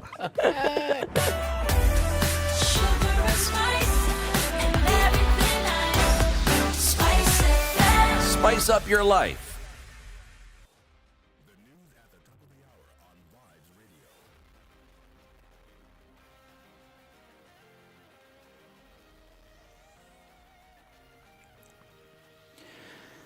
This is Newswire. Dennis Assetti. The police service has been asked to uphold high-level dignity and integrity as they discharge their duties. President Uhuru Kenyatta said that the government is committed to protect police officers as long as they do what is right, devoid of corruption and other ills. The head of state advised police officers to remain focused and uphold the highest standard of professionalism, dignity and fidelity to the law. While calling on Kenyans to lead by example by adhering to all laws in the Republic, he also urged all Kenyans to be partners with security agencies in fighting crime by volunteering any vital information on threats to security. The government has issued a stern warning to those inciting violence and sharing inflammatory messages on social media in the run-up to the August 2022 general election. Coast Regional Commissioner John Elungata said the state will deal mercilessly with those instigating ethnic hatred and incitement to violence regardless of their status in life. Elungata said the government was monitoring social media platforms and that the Directorate of Criminal Investigations was on the lookout for any criminality perpetrated online. He also said hate speech will come under intense focus as the country moves towards next year's high-stakes general election. A postmortem conducted on the body of seasoned journalist Gatonye Gathura has now revealed that he was killed through strangulation. The postmortem that was conducted at Naivasha Sub-County Hospital mortuary indicated that the deceased suffered a painful death before the body was dumped near Naivasha town. The report indicates that the health and science writer was strangled using a laptop charging cable, after which the killers hit him with a blunt object at the back of the head before murdering him. This came as Gatonye's family called for justice, noting that he will be laid to rest Thursday in their home in Limuru. According to government pathologist Dr. Titus Ngulungu, who led the postmortem, Gatonye died from lack of air after the killers used the wire to strangle him. Kenyan migrant workers in Saudi Arabia continue to suffer extreme forms of labor exploitation that sometimes rise to slavery-like conditions. Appearing before the National Assembly's Departmental Committee on Labor and Social Welfare, distressed families and families of those who went to seek greener pastures in the Gulf state lamented exploitation and abuse that most of time has left many dead. Those who made submissions to the committee told legislators how some of the girls ran away to the kingdom without their families' consent and have unknown people sign as the next of kin in cahoots with the rogue agents. A distraught mother informed the MPs that she is aware her daughter, who was working in Saudi, has been dead since December. The worst part is that her body is yet to be brought back home. We hope that a solution is found as soon as possible. And a section of leaders from the pastoral communities has petitioned the Ministry of Education through Teacher Service Commission to review its policy on delocalization, claiming it was marginalizing them further. The leaders have lamented that the implementation of the policy has left a huge gap of teachers and therefore needs to be looked at afresh. They were categorical that delocalization won't work in many parts. Led by West Pokot Governor Professor John Lonyangapuo, Pokot South MP David Kosing, and their Laikipia North counterpart Sarah Lekorere, the leaders noted that the formula currently being used to transfer teachers away from the pastoral communities is hurting their families and has therefore failed the purpose to which it was established. The government plans to eliminate Kenya's reliance on solid biomass fuels by the year 2028, according to Director of Renewable Energy Dan Mlango. Mlango has said the government has developed policies to deal with biomass fuels, especially in rural areas where over 80% of the households depend on firewood and charcoal as the primary source of cooking fuel. Research by Clean Cooking stakeholders indicate that approximately 70% of households in Kenya still use a type of wood stove as either their primary or secondary cook stove, with a greater prevalence of 92% in rural areas. In Kenya, up to 34% of wood fuel harvested is unsustainable, contributing to environmental degradation and climate change. This corresponds to 64.7%, equivalent to 8.1 million households in Kenya using wood as their primary cooking fuel. And the Slovak Republic has partnered with the county government of Busia in creating ICT hubs within the county in efforts to promote digital space for youths, enhancing illiteracy level in education, health, agriculture, and environmental management. Slovakia Ambassador to Kenya, Katerina Zufa, said they have identified areas of cooperation with the county government of Busia, targeting provision of digital learning materials to early childhood education and primary schools in their first phase. Ministry of Foreign Affairs CAS Babu Namwamba said Slovakia has already rolled out digitization in 7 primary schools in Bunyala and appealed for the program to be cascaded to other sub-counties. This is Newswire. Dennis Aseto.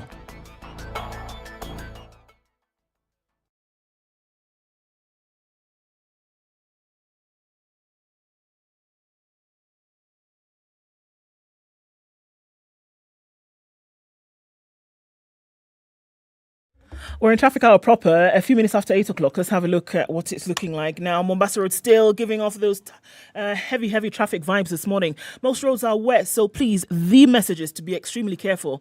You might have to be anyway, because there's a lot of traffic wherever you look, really. Mombasa Road now all the way from Sabaki, still crawling along. The suggestion, folks, is that if you're still in the Sabaki area heading out, use the ICD route, or then, turn off there on Old Mombasa Road and then use that to get towards the southern bypass. You'll get where you're going a lot quicker, trust me.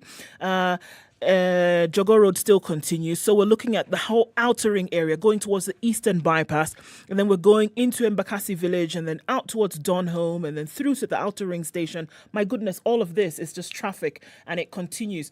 Thika Superhighway, still crazy now, feeding off onto Outer Ring. We're looking at Kiambu Road. We are way past DCI headquarters now with that traffic, well into Kiambu County. Coming out of Kitisuru, Gigiri, Limuru Road, that whole area of Ruaka, it's madness, guys. And this is what we're looking at this morning. Let's keep talking. Tell us where you might be stuck. Or better yet, you find a good route, let us know that as well. SpiceFM KE on Twitter, text 40127.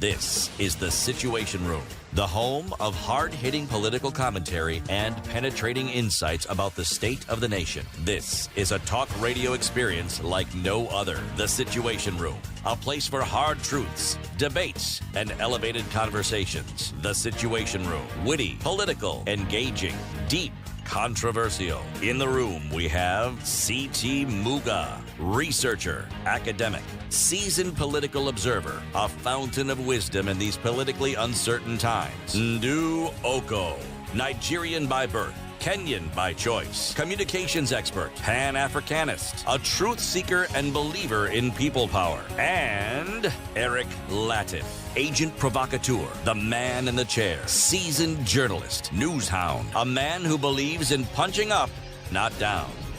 This is The Situation Room.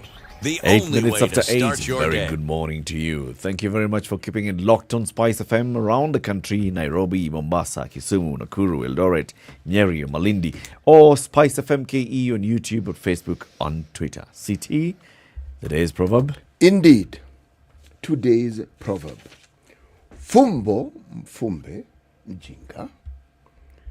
Mwerevu, hujiligangua. Fumbo. Mfumbe, mjinga. Mwerevu, hulijigangua. Mwerevu did gangua it. Right. In English? I've just said. He said it. Huh? The fumbo of the mjinga, the mwerevu will gangua it. if you recite a riddle to someone who doesn't quite understand it, somebody who has a better understanding will resolve the riddle for you. Yes, that's what it means. Dr. Midori Diamond. Yes. Mtaalamu wetu wa lugha ya Kiswahili. Umeelewa hii methali? Sielewi kabisa. Uelewi kabisa? Hai, nisamehe. Hakuna haja kukusamehe. Hata mimi mwenyewe sikuelewa mpaka niliposoma tafsiri. Even I didn't understand it until I actually read the Swahili translation. Yes, so, okay. Yes. But Ms. Midori-san, you know fumbo. Fumbo ni riddle. Riddle. Oh, yes. Okay. Mjinga is fool. Mwerevu is smart. Right. Okay. See? So fumbo mfumbie mjinga. Mwerevu ata ligangua. Ligangua. Yes. Tatatua. Tatua. We'll explain, we'll understand, we'll solve it. Asante. Right? Yeah. So now, fumbo, riddle. If you give a riddle to a fool, they may not get it. But if you do the same riddle to a clever person, they'll solve it. So they tell you now, fumbo, if you have a fumbo, better look for a fool. Because if you take it to a clever person, they will solve it. They'll solve it immediately. In fact, they're actually telling you the measure of not just the riddle of the person is the riddle. Is the riddle. Inamaanisha hivyo. The riddle tells you about the person. Right. Dr. Midori, karibu sana katika kipindi cha leo. Asante sana. Dr. Midori Diamond is a Study in Japan coordinator for the Study in Japan Global Network Project. She's been with us the last couple of Tuesdays talking about studying and living and working in Japan, especially looking at the undergraduate programs being offered by over 700 universities, both public and private, in Japan. We've been talking to a couple of people from various universities. Last week, we had a conversation with the two people from Kyushu University. Today, we are going to talk about another university called Okayama University. Did I pronounce it right? Yes, that's right. Okayama. Okayama University. Yes. And the person is joining us straight from Japan, and this is Professor Haruna Miyagawa, who is an associate professor of sociology at the Discovery Program for Global Leaders, GDP, at Okayama University. Hello, Professor. An issue with your line, I think so. And Dr. Muga, this I'll go. Yeah, this is now better. We were not hearing you earlier, but we're glad now we are getting you. So, Prof, it's good to have you on the show. And you're telling us about Okayama University. Tell us, where is Okayama? Is it a city? Is it an island? Okay, so Okayama is located in the western part of Japan. It's a city, indeed. Perhaps many of you are familiar with. Can you hear me okay? Yes, we can. Okay, great. So it's between commercial city of Osaka to the west, to the east, and then the historical city of Hiroshima to the west. Just about 1 hour by bullet train where it's placed. So it has a population of about 720,000, the city of itself. It's a very agricultural prefecture, if you will. But the city of Okayama itself is a mid-sized city, having a gateway to the south of Japan, which is called Shikoku. That has its own nature and then its cultural heritage, and to the Sanyin region to the north. So that's where the Okayama is located, and the university is located within the city limits. All right. So a number of the last couple of weeks, we've been talking to people from the other universities, and they're telling us about the kind of programs that are on offer, especially for international students. Maybe you can do the same and tell us about the Okayama University. Start with what you had, Professor of Sociology at the Discovery Program for Global Leaders. What's that? Global learners, right. Okay, so Okayama University is a national university, which was established in 1949 as a national university, but it started off with the medical school all the way back in the 1870s. And then, eventually Teachers College and then the Agriculture College merged and incorporated into the National University in 1949. And the program where I am based in is a global program for Global Discovery Program, or Discovery Program for Global Learners, not leaders, but global learners is what it's called. But the short acronym is called GDP. It's a new program, English-based program in Okayama University, established in 2017. We offer courses in social sciences and humanities purely in English if you want to pursue your studies in English. But if you want to branch out to study in Japanese language as well, there are options available for that. And with regards to the natural sciences, we have sort of like a bilingual program. So initially, students pursue their introductory level courses in English, and then eventually it will transition into the Japanese medium program toward the upper division courses in the sciences, natural sciences. So the nature of the humanities and social sciences are different from the type of curriculum that is offered by the natural sciences, if you will. So within the humanities and social sciences, we offer courses in anthropology, sociology, political science, economics, management, and philanthropic studies. So those are some of the concentrated areas. But we encourage our students to take interdisciplinary approach in terms of their studies in the social sciences and humanities. Okay, and then with regards to the natural sciences, agricultural science is a big one, of course, because of the establishment of this program. And also we have engineering program as well as the basic sciences, the physics and chemistry and math and those areas as well. So whether you're pursuing a social sciences. Right. Taking all of this into consideration, so you're looking at a student population, for example, that would come from the African continent. Let's just use that as an example, opening the doors to global students. But then looking specifically at Africa, what are then some of the courses that, from what you see, would be of interest to students coming from this part of the world?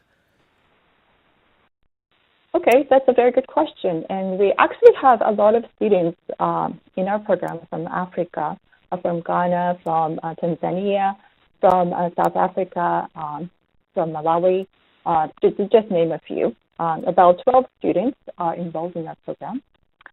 So I believe, taking social sciences and humanities course would be a strong benefit for many of the students from your part of the region. Not just, to be aware of the discipline itself, but to be able to take it interdisciplinarily with sort of a cohort of students from various parts of the world. So half of our student population are from domestic schools within Japan, but the other half of the students are coming from all over the world. We have a large representation of students from Southeast Asia as well as East Asia.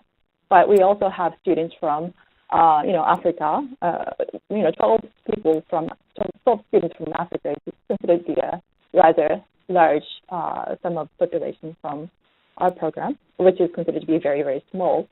And we have students from, North America as well as Europe as well. So to be able to learn in an environment where you are placed in a very sort of like a cosmos of small cosmos from the world. I think it's a good opportunity for students to, take part in it. So many of our faculty are trained in the U.S. and the North American system, but the way we approach our studies is critical in nature. So we also ask about the historical context of how we are placed in Japan vis-a-vis the policies that, created this particular program, this separate program indeed, and how, the disciplines in social sciences, namely sociology, my field, is very much related to the, the U.S.-centric nature of the study. So we try to dissect, how to understand, academic disciplines from different vantage points that's feasible and possible outside of U.S., outside of, traditional academic centers, with the number of students coming from different parts of the world, with different parts of history, indeed. Indeed, this sounds like, one of those universities that then is focusing a lot on, the global side of things. More than half of the faculty coming from outside the country, more than half of the students coming from outside the country. So it's a truly international university, Midori. Yeah, I think so, yes. Are there others that are like this? Okay, I can say that not all of universities, like as I told that we have like 800 universities in Japan. So not all universities at the same situation like Okayama University. Yeah, but now, as I told you, like almost 100 courses from like 50 universities. They have undergraduate courses offered in English or like bilingual course, like Okayama University. So they have, yes, definitely, they have international environment. You know what is of interest is that, and something I'm going to ask the good professor, is they started off as a medical school. It's very unique. One doesn't hear of universities setting up, and that is the thing that they focus on studying. I'm going to ask to understand how it is that this was the focus. Because setting up a medical school is expensive, and it's difficult, and it takes a very long process. Most people start with the humanities, which is easier, and then move on to perhaps some of the softer science subjects, before now getting into what she's referring to as natural sciences and all that. Because some of them are capital intensive. It's not just the lecturer and the student. There are other additives that you need for that course to make sense. Yes, so it makes it, in my mind, a very, very unique university. Why would it be, from where you see it, Midori, as an attraction point for students coming from here? To universities in Japan? No, to this particular. To this Okayama University. Yes. Okay, I can understand that the one thing is that the Africans from this side, they know very well about the like Western cultures, and also they already familiar with like Bazungu culture. Yeah, but now they don't know about the all like we have many in the world. We have many various cultures and their diversity. So of course you keep your culture from your home country, and then but if you go there in Japan and in Okayama University, you can see the like diversity in the world. Also you will see the Japanese culture, and also not big city. Actually Okayama is not big city as like Tokyo, but you will see that how sub-country people, how they live, and then you will see very diversity in Japan also. So you will get the point like view from the third point of view, not white, not Western, but not Asian, but not African, but you will see the diversity there in Okayama University. That is a very big point. We still have Professor Haruna on the line. Siti, I think you can ask that question. Yes, Professor, there's something that you said which I found particularly interesting. How it is that the university started off as a medical school. And I was thinking, it's unique. I don't know many universities that start off.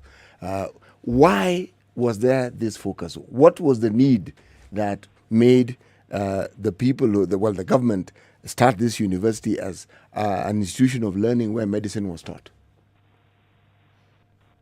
Oh, you mean back in the 19th century? Yes. Well, of course. Well, during that time, I believe Japan was, trying to, invest in Western medicine and trying to incorporate some of the development.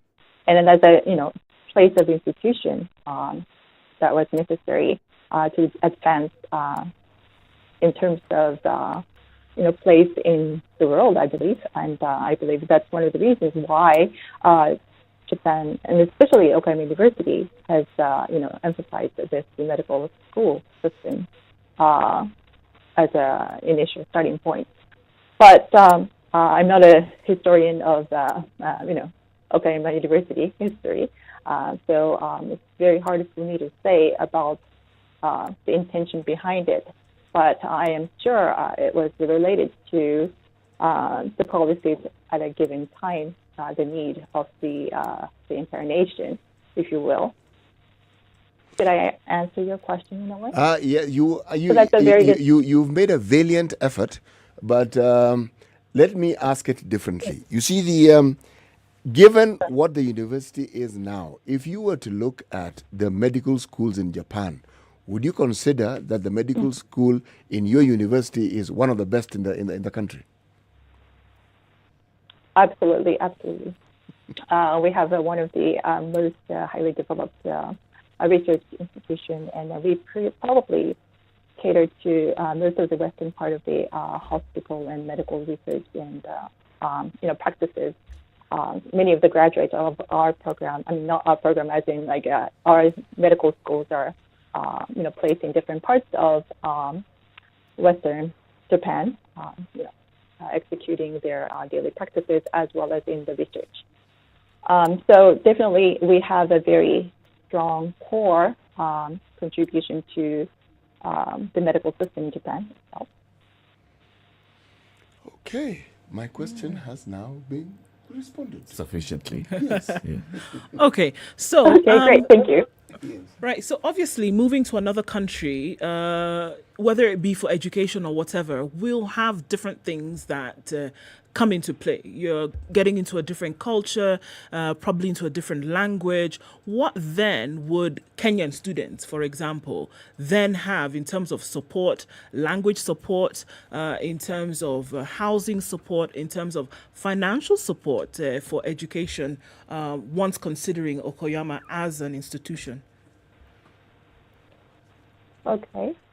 So I'm not sure if you're familiar with the honors college system of the U.S., but it's kind of similar to that. So it's a small college environment. We provide a small college environment within the large national university, right? And we have a very strong, advising relationship with the students. And we work closely with the individual students. So the student to faculty ratio is very small compared to many of the universities in Japan as well as abroad. And through that guidance, we encourage our students for individualized curriculum based on their needs, right? So and we also offer some field experiences, as I believe Midori mentioned earlier. We encourage our students to go into the community and really experience the life in Japan. The city of Okayama being a very comfortable place for students, and we provide that kind of opportunity through internships as well as fieldwork. And with regard to the living expense here in Okayama, it's relatively inexpensive. So about $700 US would suffice for a monthly, living comfortably. And with regards to the scholarship, we offer 4 competitive entrance scholarships, which covers the tuition for the first year, And if their grades remain to be, sufficient, they can keep the tuition waiver for the entire 4 years, granted that their grades are good. Yes. And I believe Professor Diamond has mentioned earlier, but there are some scholarships, national scholarships, targeting African students as well. So our students have been granted of those scholarships as well across the years. And many of our students actually do come in with private scholarships. Just to name a few, there is a foundation called Ashinaga, and then many of our students that are funded through that scheme as well. Let's take a break at this point as we continue the conversation on studying and working in Japan. Professor Haruna Miyagawa is Associate Professor of Sociology at the Okayama University. Today, she's telling us about Okayama University, the kind of programs that they offer, especially the bilingual programs, how easy it is or difficult. But she's saying it's actually very easy for international students to join this particular university. And in fact, they have 12 students from Africa presently at Okayama University. Would you like to join this university? Stay here because we'll tell you how you can apply to join the Okayama University, if you can apply for whatever kind of programs, you can see where they are offered, and also if you can apply for scholarships. It's 8:30. Kenya's biggest conversation continues. Also joining us in the room is Dr. Midori Daimon from the Study in Japan program. This is the Kenya's biggest conversation, the Situation Room.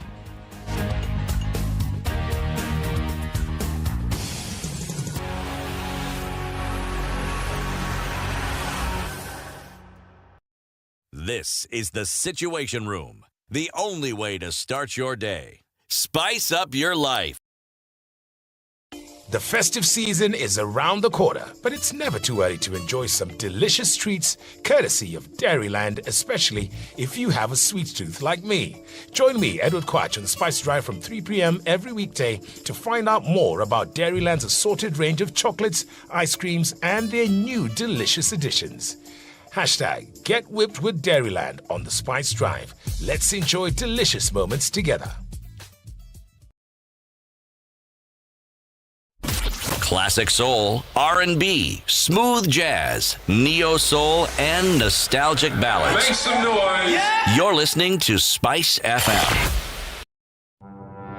Hey, it's getting hot in here. The media has greatly contributed to the moral rot that we experience in this country. I remember a senior politician telling me, point blank, nobody steals in the field, it's stolen in the granary. So my friend, if you're going to win an election, jipange kwa granary. I think we are suffering from Stockholm Syndrome. Our violator and abuser is also our redeemer in our mind. The whole political class, the whole political institution is rotten. It is based on ideals that cannot progress our country forward. This is the Situation Room, the only way to start your day. Still continues to rain in most parts of Nairobi this morning. We'll see highs of 22 and lows of 15 today. Light rain in Nakuru at 17, highs of 24 and lows of 14. 14 will also be the low in Nyeri, where it's raining at 16, highs of 20. Eldoret, mostly cloudy conditions at 17, highs of 22. And we'll see lows of 12 today. Rain showers continue in Mombasa at 28, highs of 31 and lows of 25. And in Malindi, partly sunny conditions at 28, highs of 31 and lows of 26. Kisumu is mostly cloudy at 23, highs of 28 and lows of 19. And Kakamega is cloudy at 24, highs of 28 and lows of 15. We're looking at light rain in Kampala at 20, highs of 25 and lows of 17. While in Dar es Salaam, mostly cloudy conditions at 27, highs of 30 and lows of 25. Lagos this morning is mostly clear at 26, highs of 33 and lows of 24. And we're looking at partly sunny conditions at 18 in Johannesburg. 26 will be the high and lows of 14. Cloudy conditions in Kinshasa at 23. That'll be today's low, going to highs of 32.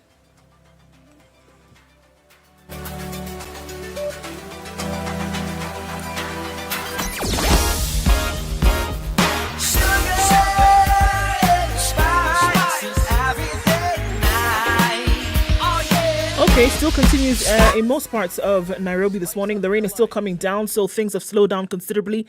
Mombasa Road today, after having some good traffic for the last few weeks, that has clogged up quite some in and outbound situations. The Southern Bypass, wherever you're, okay, because I said use the Southern Bypass doesn't mean everybody uses it, because that's clearly what we're seeing now, and we're seeing a clog up outbound, rather inbound, the city on the Southern Bypass today. Same thing, we're looking at the Eastern Bypass, quite some traffic going in that direction. Everybody seems to be running away from what's going on Mombasa Road today, and then we're seeing this extended traffic. Jogo Road, quite also the sticky situation. It looks like traffic everywhere, just like the rain this morning, and we're looking at coming off out of Kiambu Road, the Thika Superhighway. That entire Gigiri Muthaiga area is bumper to bumper, really slow this morning. It can attribute this to the rain and also construction in certain parts. Let's keep an eye on things, guys. We're still in the middle of traffic hour. Things going to be sticky for some time still. We'll try to get out of it with a clear head and quick wit. SpiceFM KE on Twitter, text 40127.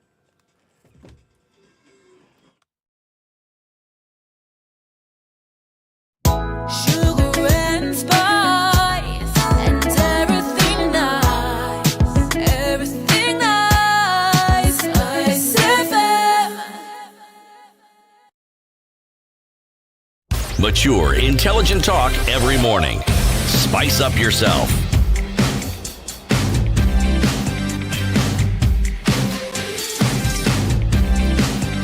Mornings done right. 25 minutes 94. 9. This is Kenya's biggest conversation, The Situation Room, live on SpiceFM, online and on KTN Home. Study in Japan. That's a conversation we're having this morning.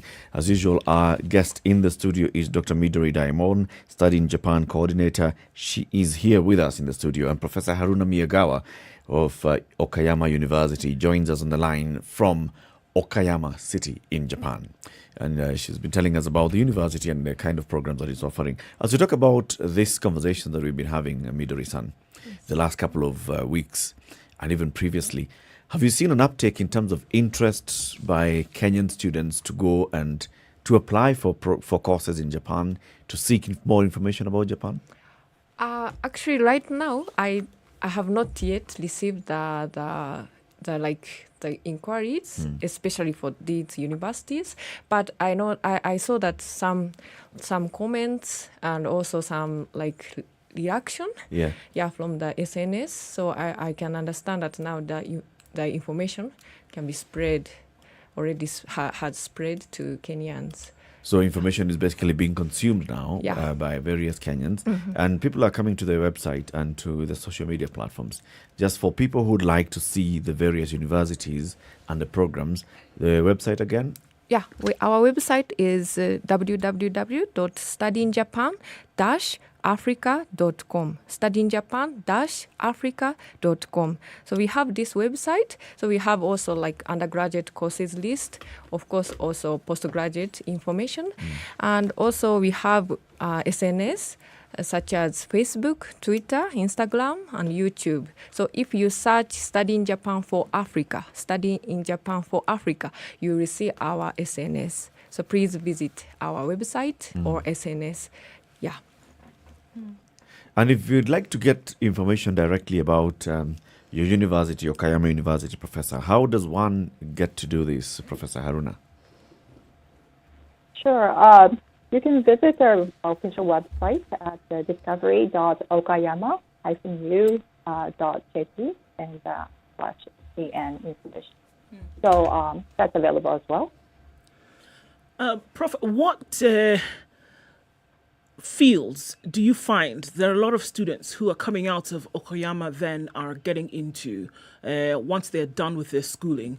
And do you find that they're going into more specialized training, going further towards a master's, for example? So those are, I guess, two segments there. What fields are they going into after having completed their education? And in what countries, for example? And then are they then going towards more in terms of learning more and getting more knowledge? Right. Thank you for asking that question. So as I mentioned earlier, we started off in 2017. So we only had our first batch graduating in September. So some of the students who graduated in September found a job in Japan, working mostly in education industry. One student of mine is currently working as an English instructor, and another student of mine is working as a kindergarten teacher there. Many of the students also pursued graduate programs in Japan as well, especially for those who are in the social sciences, natural sciences, pursuing graduate studies in Okayama University as well as beyond Okayama University.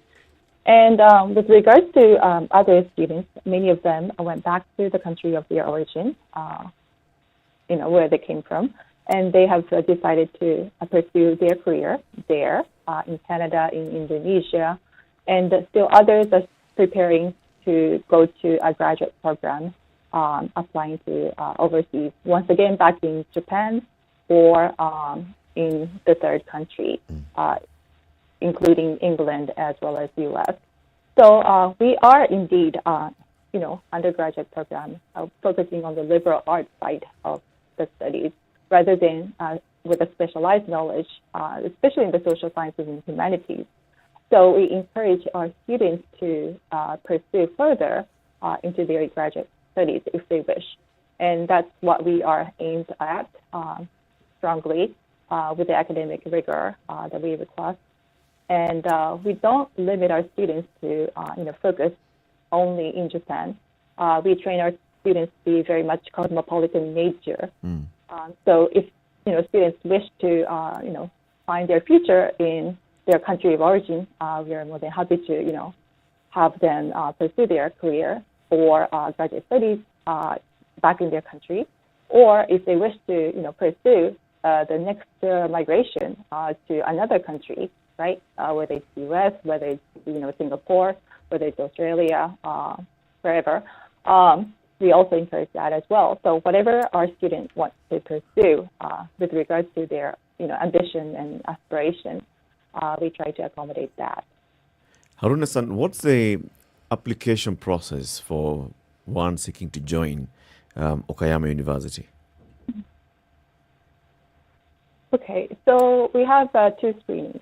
The first screening is basically a document screening. We request our students to give a statement of purpose with the essays, and then transcripts, letters of recommendation, and some activities that they have involved in during their secondary school system. So we have that as a first screening, and based on those documents submitted, we have interviews through Skype online as a second screening. And if the students are coming from non-English medium instruction in the secondary school system, we encourage, we request the students to submit the standardized English scores, like TOEFL or IELTS and that sort. But I'm assuming many of the students from Kenya were educated in English, so that may not be necessary. But depending on the country in which they are coming from, that may be a requirement. In this first screening, you mentioned that a student needs to demonstrate a kind of activities that they've been involved in. What kind of activities would be of interest to the university? To the university? That's a very good question. We want our students to be a good match with our program, what we can offer, right? So again, as I mentioned, it's a small program with specific areas that we can offer in English. So some of the field that they are, feeling passionate about should be, related to, what we can offer as well. So, anything is fine in terms of the activities, but if we can trace some sort of aspiration, passion, dream through the list of activities that they have provided, that would be more than sufficient. We don't have specific, activities that we request as a university or the program itself. Apart from the students who are indigenous Japanese in the university, what other international community has a high population of presence in the university? Okay. So we have a lot of students, as I mentioned, from Southeast Asia, right? So within our program, our undergraduate program, we have currently a large number of Vietnamese students, as well as Indonesian students, Chinese students, of course, and then let's see, South Korea as well, and see, we have students from Bangladesh and India. So pretty wide spread in terms of where they are coming from. The reason why I ask is there anything in particular that the university does to attract international students? Well, we offer these, competitive tuition scholarships. That may be one of the attracting factors that enables our students, that encourages our students to perhaps apply. And in terms of the curriculum, perhaps sort of like providing an English medium program within the Japanese context, which is a third country, not related to English native speaking. So we create this third space, right? If you will. So that may attract some of the cosmopolitan-minded individuals who want to venture something that's different from the traditional destinations like US, UK, Australia, right? So that may be another interest. And of course, Okayama University, located in a relatively agricultural rural area, we offer a very, good standard of living with relatively affordable costs at a national university. So that's another takeaway, I believe. The reason why I asked the question is I was actually going to ask specifically now, is there anything you do in particular to attract students from the continent of Africa? Right. So many of our faculty, as well as the students, try to have these sort of like discussion sessions to sort of like give out information about our program whenever we have an opportunity. And thanks for that, if we have the opportunity today to, share this information through the radio station. And thank you very much for having me for that. And we also participate in different study abroad fairs organized by the government, as well as private companies, perhaps. So those are two of the areas, but we also rely on SNS as well. As a matter of fact, our students are very active in, making their creative talent to products such as this. They have a student-led magazines and websites. I don't know if you can see it in the camera, but that's called the Polyphony. So we offer that. Our students are very active in, putting their voices across, and everything is written by them, poems, literature, academic papers. They come with artistic talents. Some of the paintings and photographic talents are placed here as well.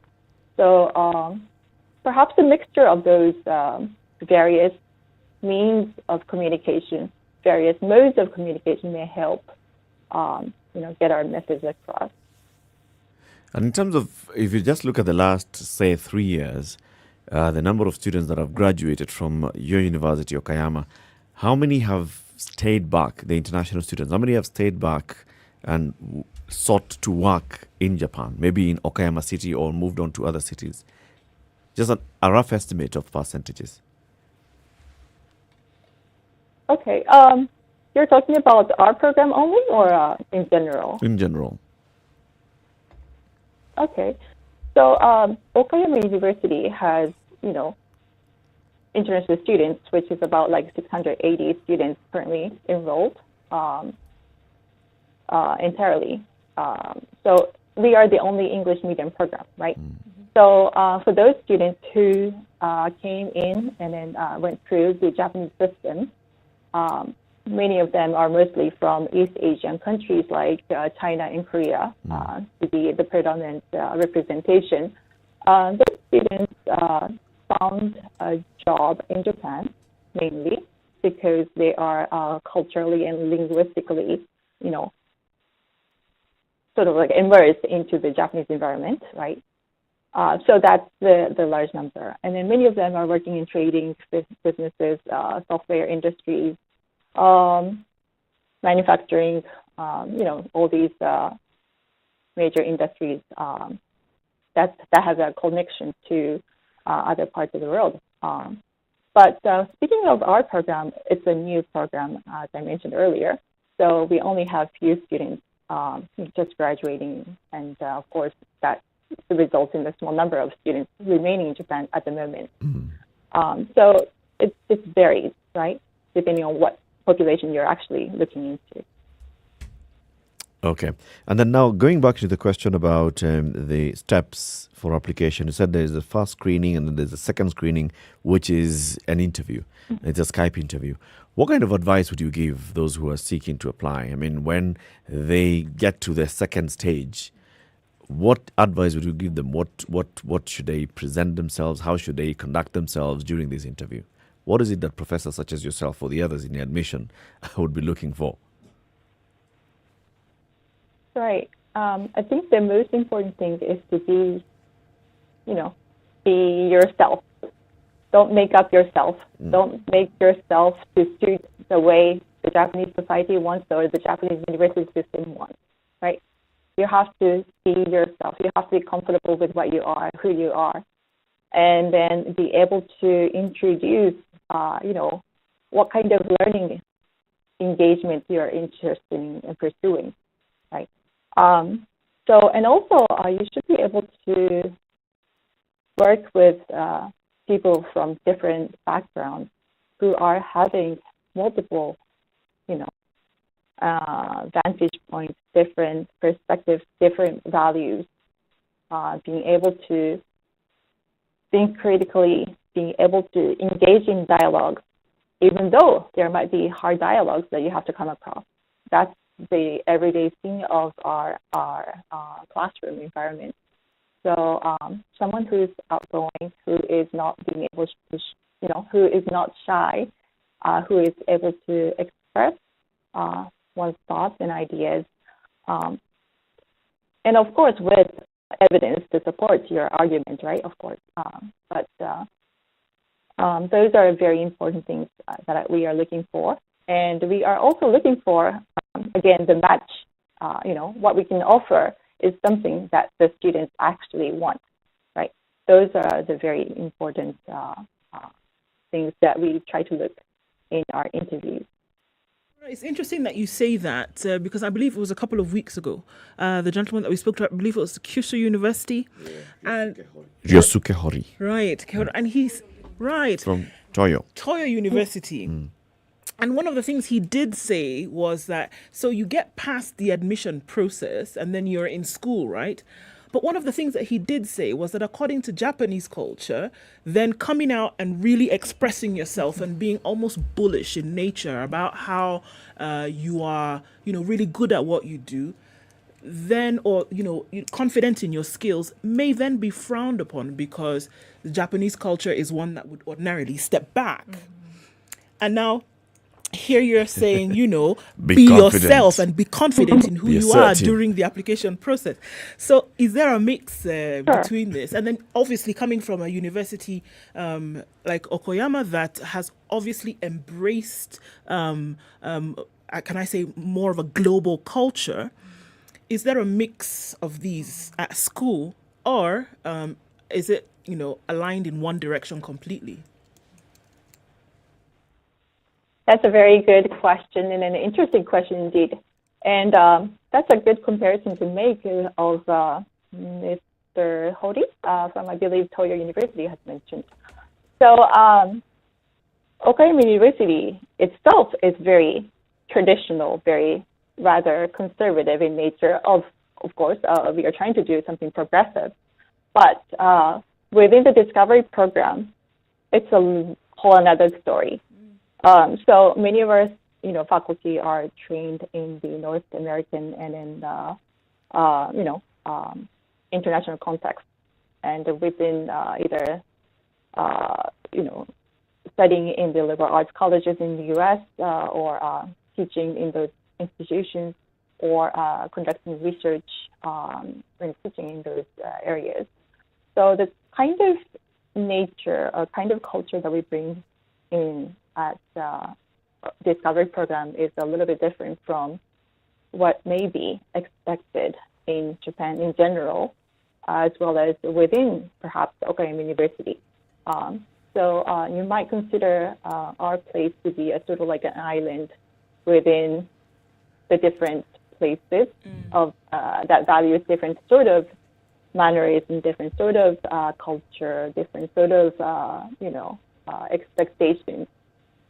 So I would say in terms of the consistency, no, it's not consistent within the university or within Japan, but you might consider us to be a unique, in terms of unique oasis, if you will, for globally minded individuals who are interested in really talking honestly, thinking critically, challenging our status quo, all those things. Okay. We thank you very much for joining us. As we conclude the conversation, Midori-san, we've been talking the last couple of weeks on the very many opportunities that are available for Kenyan students to apply, to seek to go and study in Japan, and then thereafter even to work in Japan. Now, where is your office based? Are you based within the Japanese embassy? Can someone walk into the Japanese embassy or seek information from the Japanese embassy? Or are you also working with the Kenyan Foreign Affairs Ministry? So where else can people get information about studying and working in Japan and even applying for scholarships? Okay, thank you very much for that question. Yeah, actually, for me, our project is implemented by one of the universities in Japan, Hokkaido University, and they have a satellite office here in Nairobi. Yeah, so that is the office where I'm working. But because of this situation, these days we have usually we are providing information in online. Yeah, so please visit our website or SNS. That is more easier. But we also collaborating with the Embassy of Japan in Kenya. Yeah, so if you go there, maybe you can also get information about us. Yeah. Okay. Yes, thank you very much. Thank you very much for joining us again today. And Professor Haruna Miyagawa from Okayama University, asante sana for speaking to us, and have a lovely day in Japan. Thank you, asante sana. Yes. Okay, thank you very much. Actually, today is the final interview for Studying Japan Global Network Project. Yeah, so please, I'd like to say that please, we wish you a bit earlier to mention it, but we wish you happy Merry Christmas and Happy New Year while considering studying Japan, please. It's never too early for Christmas. Okay. It's never too early. All right. Right, it's the end of November. Okay. We are getting into December. Yeah. Thank you very much for joining us. This is Kenya's biggest conversation, The Situation Room. We've also been live on SpiceFM, online and on KTN Home. Time for us to bid adios to our audience on KTN Home, but you can switch to SpiceFM wherever you are, or you can go online and search SpiceFM KE on Facebook, on Twitter, or on YouTube, and you'll find our live stream going on. Good morning, 3 minutes to 9.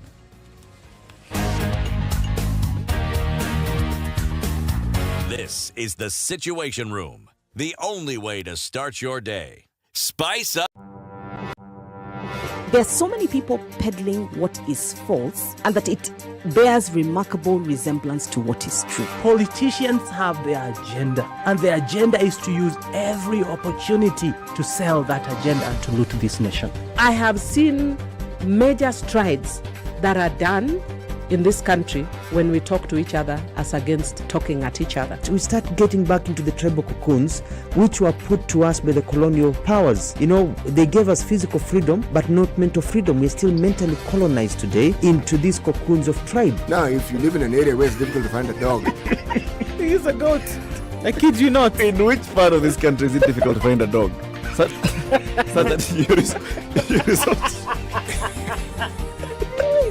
Afande umbo yako iko na nini umba special. This is the Situation Room, the only way to start your day. Well, so you've heard about studying and living and working in Japan. In the next hour, we talk about career choices. If you know that you are getting to that point where you're doing your KCSE or you're about to select your courses for university, you have absolutely no clue what to do, what to select, keep it here. In the next hour, we'll speak to somebody from the Amref International University. She is the director of TVET, Dr. Penina Musangi. How to make a career choice when you're undecided. What do you do? Is it piki ponki? Is it asking a friend? Is it calling a relative? Is it using what are the other options? Eliminate two, leave one. Or maybe you want to read some tea leaves. Ask a friend. Or you want to look for just the most difficult word. Entrails. Whatever it is, that you need to do, we'll be telling you shortly. Good morning. It's now 9 a.m.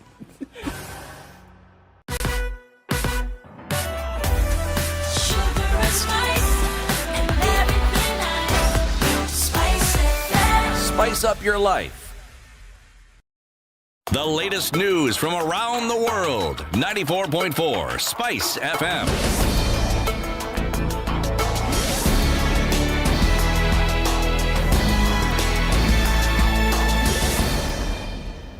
This is Newswire. I'm Dennis Aseto.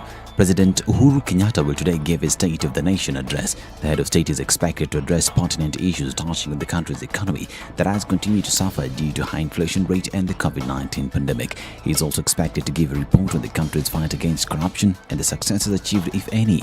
Newswire and Standard Group will be bringing you a comprehensive news coverage of the president's speech later in the day.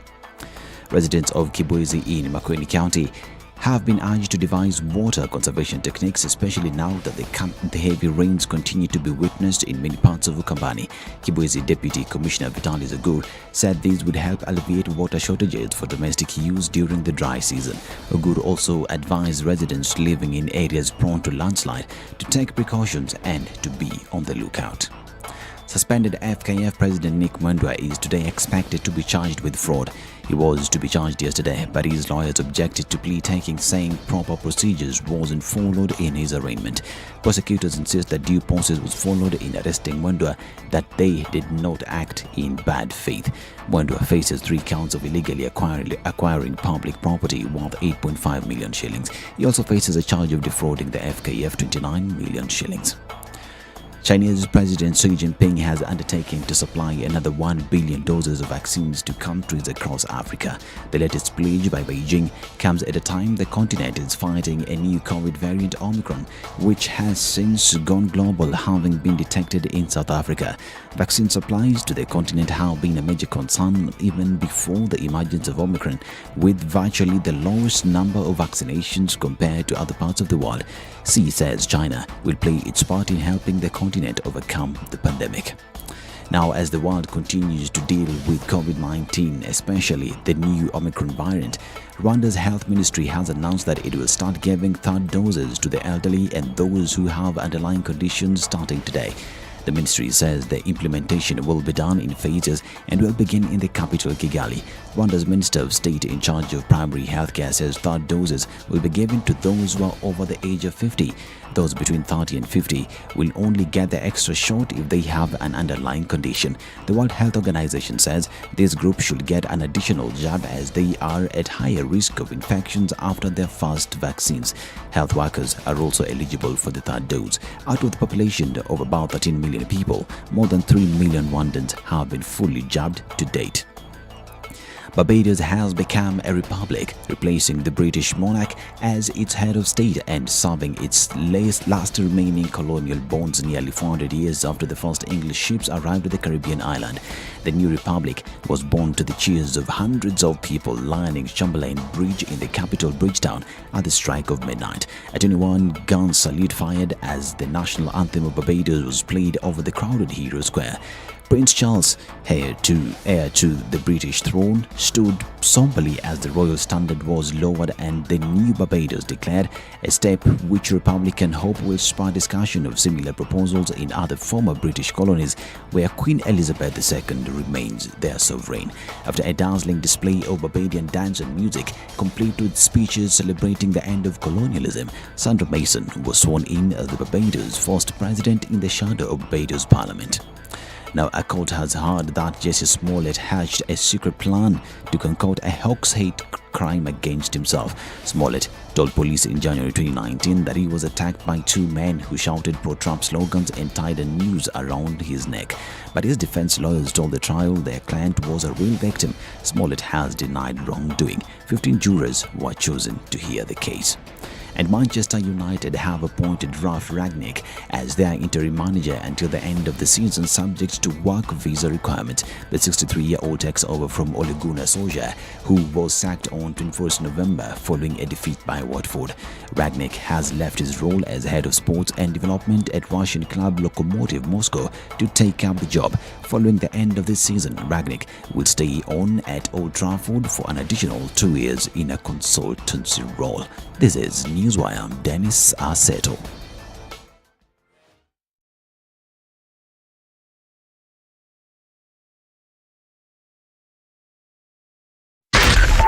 .4 Spice FM, Nairobi. Okay, quite a lot of it after 9 o'clock is what we're looking at now. Mombasa Road is still a thing this morning, folks. Quite a lot of traffic in and outbound. We're looking at spilling over to North Airport Road and then Outer Ring, and as well as the Eastern Bypass. That was not a pretty picture from very early this morning. The rain not helping matters. Everything's slowing down considerably. We're still looking at traffic on Jogo Road as well. Langata Road is an absolute mess. Gong Road getting towards the City Mortuary roundabout. Not so bad on Bagathi Way, but you'll find some bumper-to-bumper pockets on Bagathi Way.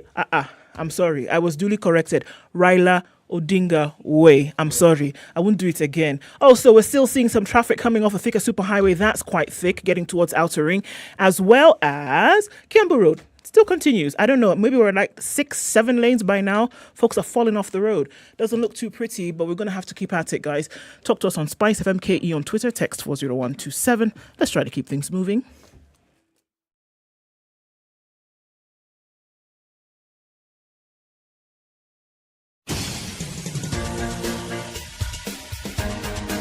This is The Situation Room, the home of hard-hitting political commentary and penetrating insights about the state of the nation. This is a talk radio experience like no other. The Situation Room, a place for hard truths, debates, and elevated conversations. The Situation Room, witty, political, engaging, deep, controversial. In the room, we have C.T. Muga, researcher, academic, seasoned political observer, a fountain of wisdom in these politically uncertain times. Ndu Okoh, Nigerian by birth, Kenyan by choice, communications expert, Pan-Africanist, a truth seeker and believer in people power, and Eric Latiff, agent provocateur, the man in the chair, seasoned journalist, news hound, a man who believes in punching up, not down. This is The Situation Room. The only way. Well, very good morning to you. It's now 7 minutes after 9. This is Kenya's biggest conversation. The conversation continues. Okay. So, here we are with City Muga and Ndu Okoh, and we have some two guests that we'll be introducing shortly, but we begin with the day's proverb by CT. Fumbo, mfumbe, mjinga, mwerevu, huligangua. Fumbo mfumbie mjinga. Mwerevu, taligangua. Haya. Who has a phone that's ringing? Oh, one of our guests. Okay, I was wondering. You're one of those kids in school when the teacher says who is making noise. No, you point very fast. Yes. You're one of the reporters club. Huh? Okay. Yeah, it's one of our guests. No, we'll excuse her. She's a guest. Yeah. By the way- Dr. Penina Musangi is not the one who had a ringing phone. But she's in the studio with us. She is the director of TVET at Amref International University. Dr. Musangi, karibu sana. Good morning. Good morning. Thank you so much. Karibu, good to have you in the show. And also, she's also not the one who had a ringing phone. Emily Okoh is the manager, Center for Career Planning and Placement at KCA University. Good morning, Emily. Good morning. Welcome to the Situation Room. Thank you. So we are going to talk about how to make a career choice when undecided. And this is obviously a very interesting conversation. We've heard it before with Kusips. Yes. Even yesterday, though he back here. Yeah, how to get to a point where you don't know. What did you like to be when you grow up? And then, unfortunately, what did you like to be when you grow up when you have passed? And you've passed very well in KCPE. What did you like to be when you grow up? There's some courses that you are not allowed to say by society. So you've just done straight A's, and then what did you like to be when you grow up? I'd like to be a bus driver. Anyway, what do you like to be grow up? You have to come up with some tough name. Aeronautical engineer. Maxillofacial surgeon. Those things go to the same thing in secondary school. And because you started like that, then you are basically expected to be that. But is it necessarily the choice that the people want to be? Dr. Musangi, you've dealt with many students when they come. How many children do you actually see who know for sure that this is what they'd like to be when they grow up and they mean it? Just not to give figures, I can say that the question of what would you like to be started a long time ago from primary, as you have said.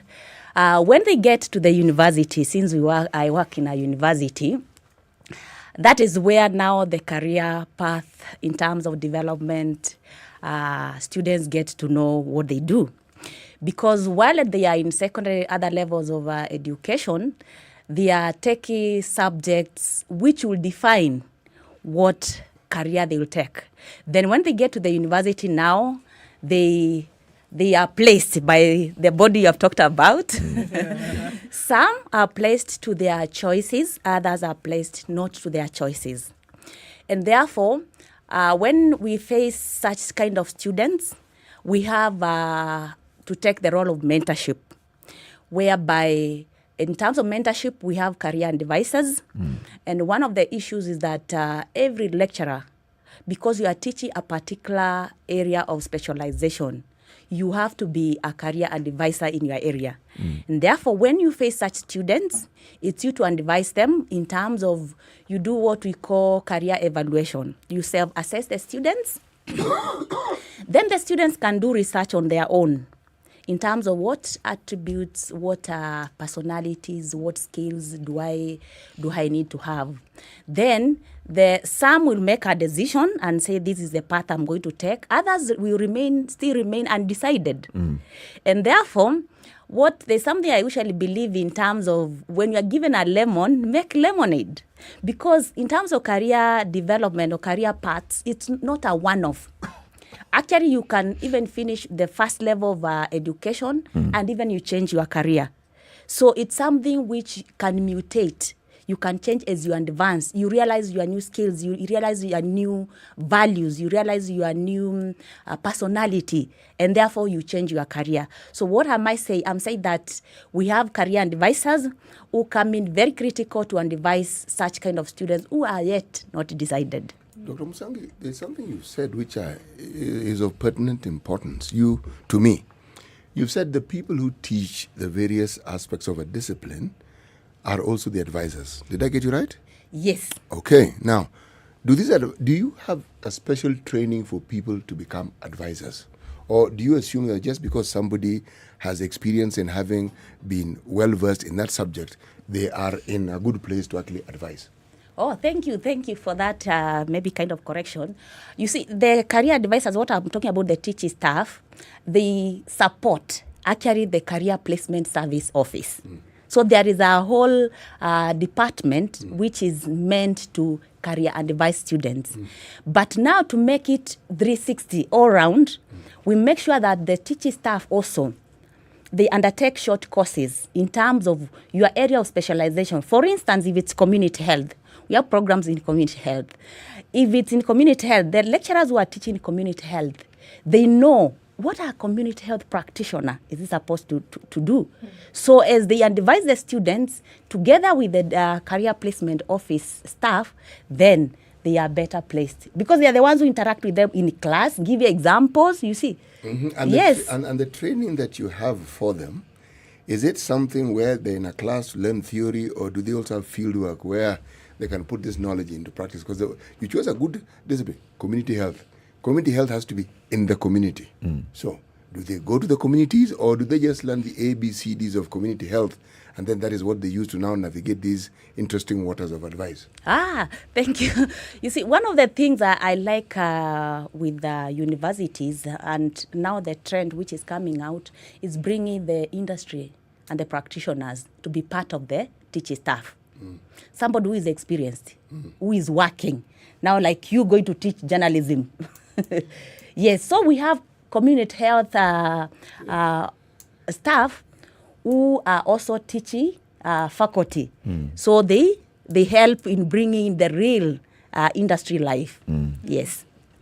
Emily, Yes. from KCA University, now when you hear KCA University, you think maybe it's accounting only. And maybe when someone selects to go to KCA University, it'll have something to do with math and books. But then when somebody arrives to KCA University, they've already decided that they want to come to KCA University. They already made that decision after maybe when they were in high school, when they were receiving their results, they made the final decision to come.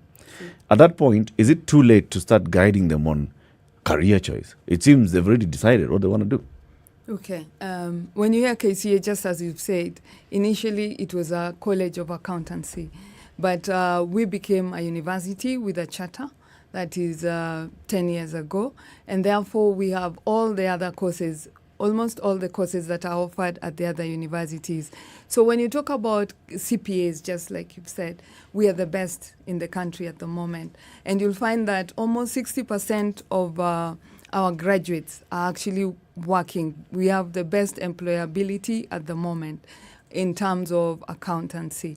However, we also have business courses. At the moment, we have so many IT courses that are, the ones which are trending at the moment. At the moment, we have the trending courses like data analytics, artificial intelligence, Internet of Things. So we have almost 6 IT courses that we are offering at the moment.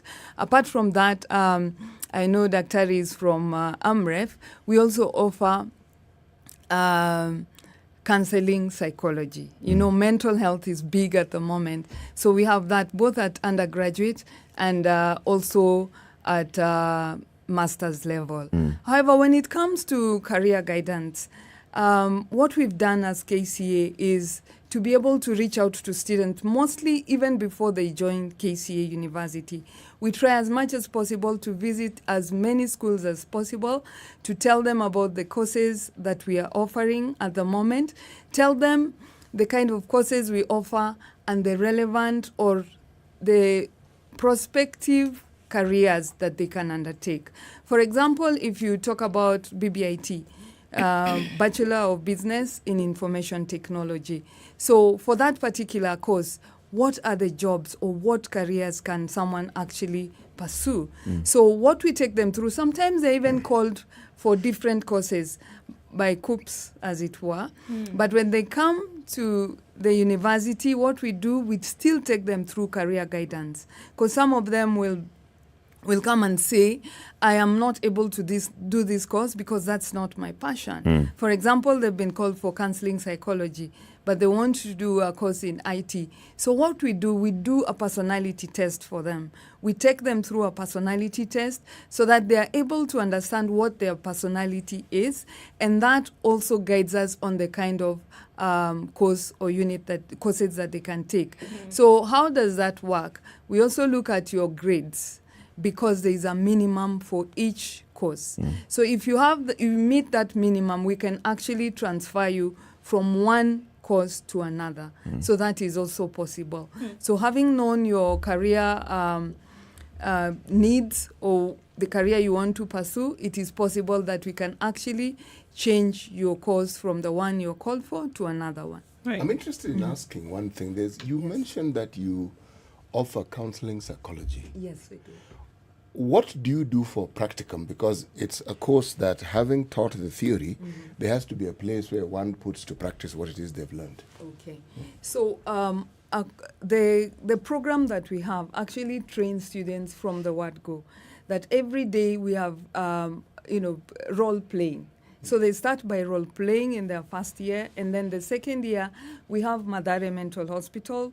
We take our students there. We go to schools. We also offer community services, such that if we do the practical skills by actually attaching our students to different institutions that require, like Mathare Hospital. They also go to schools. We can take them to a money counseling center. So we give them diverse areas. Some of them even go to the prisons because there they also require counseling services.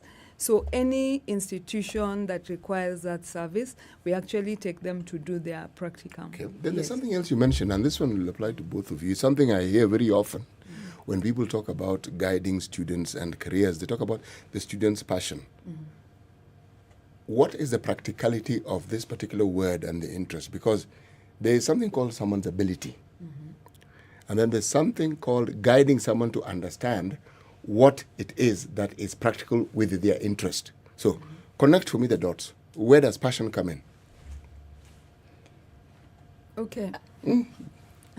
Either. Maybe I can go first. Yeah, so you're talking about passion, and we're also looking at skills. There are some people who have passion, for example, in IT, but they may not have skills. So what we do is to take them through the training, first to do the personality test. Once we've done the personality test, we also ask them what could be their interest, what could be their strength, and also what do they want to become. You know, something else that is really important as we look at career, they have role models, and they also have parental wishes.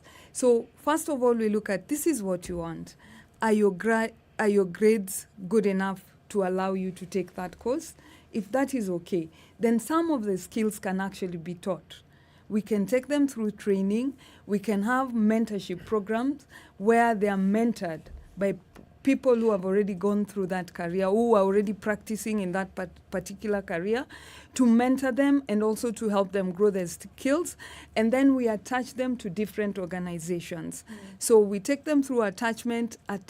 We can have apprenticeship where they are actually having on-the-job training. So through that, they are able to gain the skills and therefore be able to pursue that particular course. So apart from just saying, this is what I want, what is it that you can be able to do? So it takes an effort of a student also.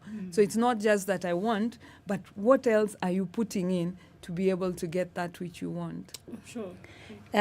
Just to add on to what Emilia said in terms of passion and the practicability of it, it comes in when self-assessing in terms of career development. In self-assessment, there are three key issues. One is the skills, as she has said. Second is the values. And these values are actually somehow defined by oneself as the student, or even defined by the society, because you might maybe watching some certain movies and all that, and you are like, is that a career? But in our society, it's not allowed. So the value is not there. So you start getting what we call the passion now in terms of what would I want to do. But in terms of passion and the values and then the personality, they have to be tied together. One cannot work without the other. It's like the three-stone kind of stove. So you require the three for you to be able now to achieve the practicability of your career choice. And this comes out very well when the student now, you have met the entry requirements. You see, these are innate in you. So they come in when you start attending classes, you start doing practicals, you are like, then it will be possible to assess, is this student possible, a good one to undertake, if it's counseling psychology, if it's community health, if it's nursing. Because like, you see, like for us as a university, we focus on health sciences because we are purely, our niche is health sciences to align with our the AMREF as the sponsor. So what happens is that health, you are dealing with humanity. And there are some issues like values, there are some skills, there's knowledge which is required for you to be in the health sector. So when you start taking classes, and that's the reason the courses takes maybe 2 years, 3 years for you even to realize yourself. And that's the reason I said from my first discussion, I said it's possible even to find students changing their careers even in third year, even second year, even after graduation. And that is allowed. So that is the time they have now achieved what we can say their self-actualization in terms of what career do I want to pursue throughout my life. But isn't it that a wasted number of years? Doesn't it indicate that there's somewhere where the system failed them, where they were not able to be guided well enough to start thinking what I'd like to do early enough, so that they've gone through an entire secondary school, they've gone into first year, second year of university, or even up to fourth year, fifth year in some courses, and then they realize, nah, this is what I wanted to do. Maybe if you actually ask them, from the very beginning, that thing was in them. The thing that they are changing to, it was in them from the very beginning. It's just that it was never nurtured. They never had an opportunity to express themselves. They never had an opportunity to see where they can get the training for it. I see that as, maybe I'm wrong, and you can correct me, that when someone is actually changing their career after university, on the third year of university, it's a failure in the system. Not really a failure, but to some extent, that happens to a very low percentage of students. And especially those students, and since you said KUPS was here, when they do their placements, there are some students who cannot fit in terms of the courses they have chosen. So what happens?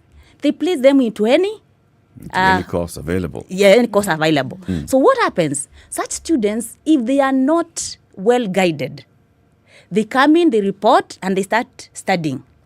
So they don't express in terms of, this was my initial plan as a career.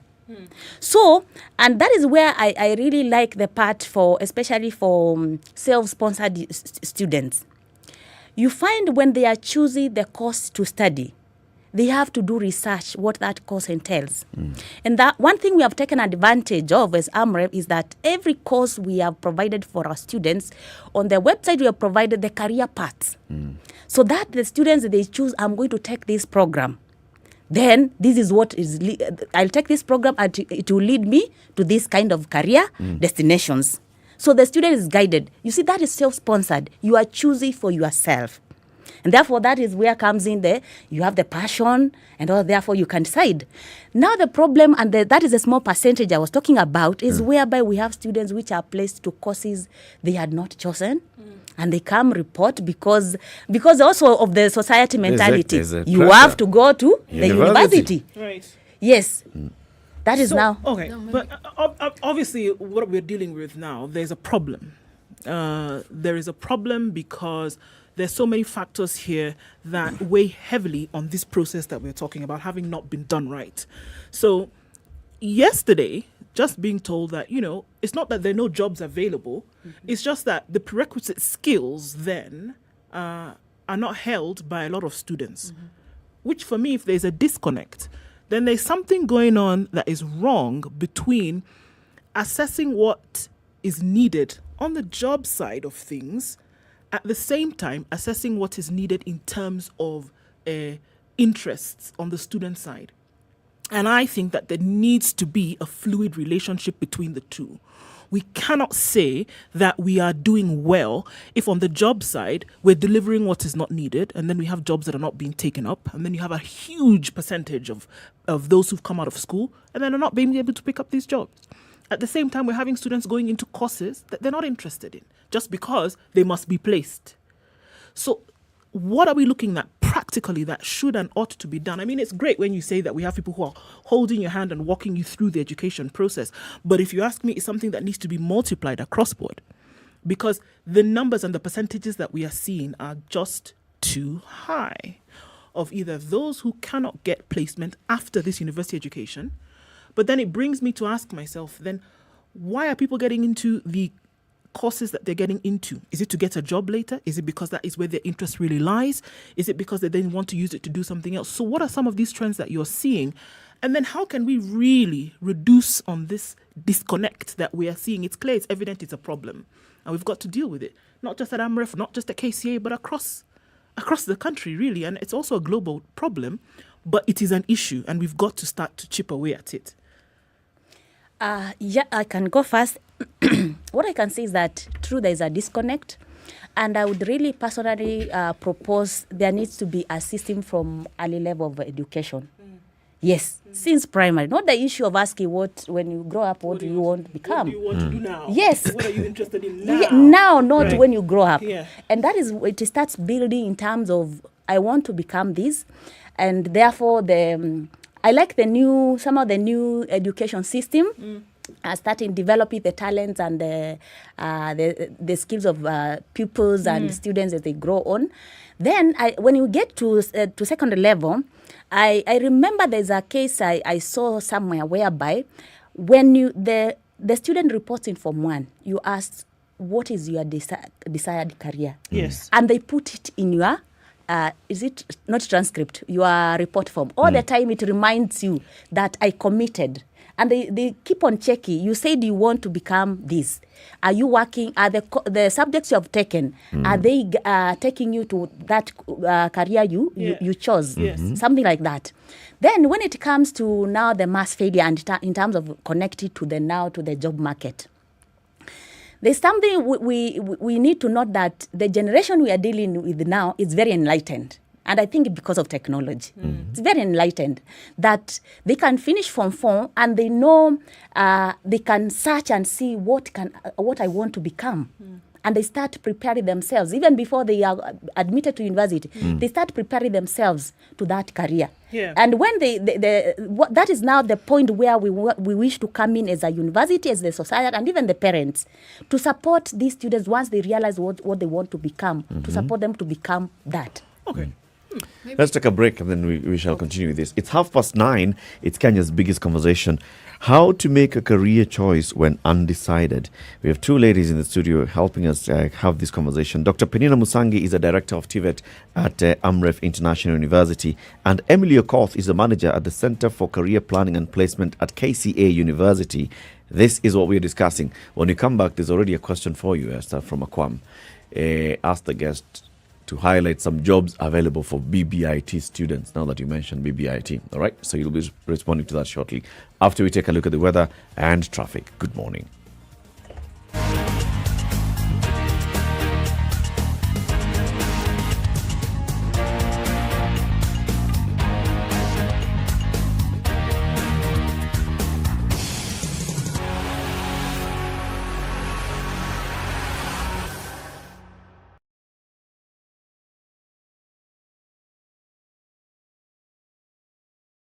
Want to add some sweetness to your life? Then look no further. SpiceFM is teaming up with Dairyland to make all of the happiest moments in your life even more delicious. To win a Dairyland hamper, all you have to do is follow Dairyland on social media. That is Dairyland_KE on Instagram and Dairyland Products on Facebook. And then work on your pickup game and tune into the Adults in the Room from 7 p.m. every weekday for your chance to #GetWhipped with Dairyland.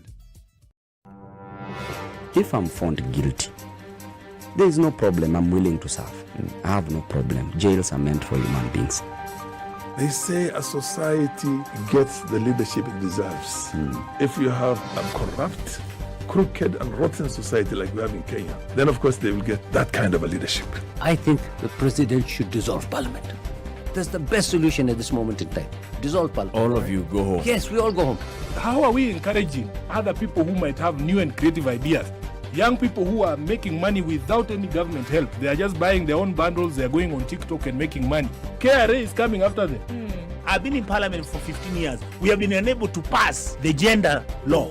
And yet no presidential candidate is talking about it now. Because we are fake.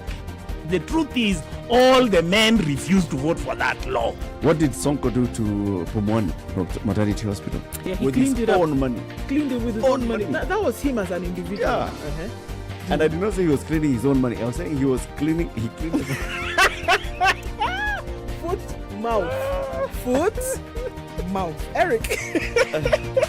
Okay, so what are we looking at? Rain stopped in some parts, but those showers will continue for some time. 17 degrees, highs of 22, and lows of 15 in Nairobi. Rain showers in Nakuru at 17, highs of 24, and lows of 14. 14 will be the low in Nyeri, where it's raining at 17, highs of 20.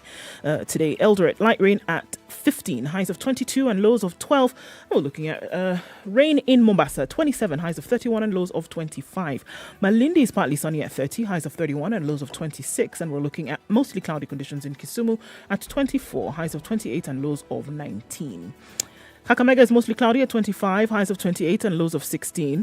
And we're looking at cloudy conditions at 22 now in Kampala at 25. That'll be the high, coming down to lows of 17. Dar es Salaam is mostly cloudy at 27, highs of 30 and lows of 25. And Joburg, sunny at 19, highs of 26 and lows of 15. Lagos is mostly cloudy at 25, highs of 31 and lows of 24. And we're looking at partly sunny conditions in Kinshasa, highs of 32 and lows of 23. Let's look out east into Beijing, where it's sunny at 6, highs of 6 and lows of -4. It's a bit warmer in Paris now at a resounding 5 and cloudy, highs of 10 and lows of 4. 8 degrees and cloudy in London, highs of 11 and lows of 8. And New York, 1 degree, clear. Coming into early Tuesday, we'll see highs of 4 and lows of 1.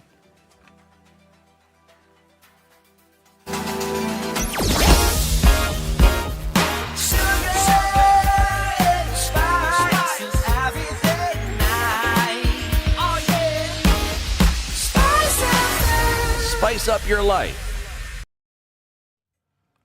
All right, still continues. We'll be out of traffic hours soon, but the traffic doesn't yet know that it's the time.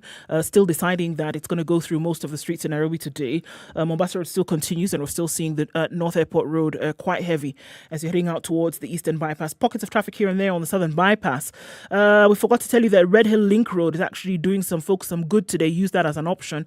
The Thika Superhighway, that has not let up either. Well, just a little bit, but, still heavy going towards Survey, then past the drive-in. Then getting towards the Pangani underpass. It still continues on Jogo Road, Gong Road. Still seeing it coming out of Limu Road quite heavy today. So traffic hour might take us a little bit longer, especially with the wet state of things. But we'll keep an eye on it for you. Let us know also what is happening in your neck of the woods. SpiceFM KE on Twitter. Text 40127.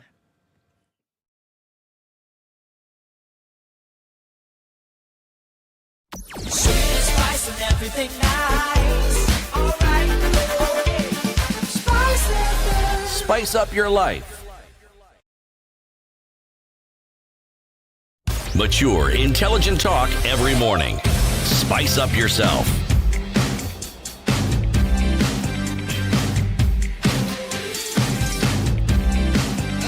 Kenya's biggest conversation continues 24 minutes to 10. 94.4 In the room with Spice me is Eric Latiff, Ndu Okoh, CT Muga, and we are hosting Dr. Penina Musangi, Director of TVET at Amref International University, and Emily Okoth, Manager at the Center for Career Planning and Placement at KCA University. So just respond to that question before we continue, Esther, which is on the highlight some of the jobs available for BBIT students.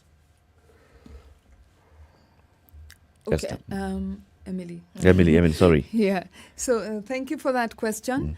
Now, when you undertake that course, then you can become a business intelligence manager. You can be a business operations manager. You can also work as a data scientist and also as an enterprise architect. So basically, any IT-related job, especially in the IT firms, but mostly to do with innovations and also information systems. Okay. Someone is also asking about diploma in banking and finance. And does KCA offer diploma in banking and finance? Yes, we do offer that.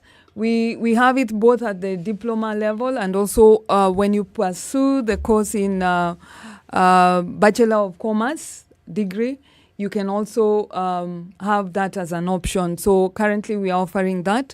And we have good feedback, especially when we do the tracer surveys, that most of our students who have actually taken that course have been placed in banks and other financial institutions. Something you mentioned, which I found interesting. You said you take time to go to schools to highlight the courses that you offer. The schools that you go to, do you find a good support system in the career guidance department within the school, so that even as you talk about what is available, that have you found that they have sufficient human resource to help guide these students so that they can understand that this entire spectrum of subjects that you're taking, this is what you need to focus on if this is what you want to do? Because I believe this issue of career guidance begins a lot earlier than when somebody's just about to say pivoted to go to university. It ought to start much earlier. Okay.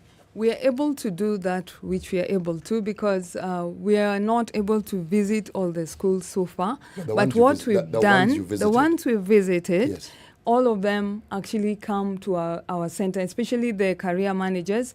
We have time for them to come to our university for training. We have, like workshops and career fairs where they can come, and we tell them more about the courses that are offered and the careers that can, they can pursue. But what we have also realized is that some of them actually bring their students, and then we have a sit-in. They come to our classes, they sit with the students, and they're able to actually see or even understand exactly what we are talking about. So, the other thing we encourage the career officers or teachers to do is to do self-awareness trainings for students.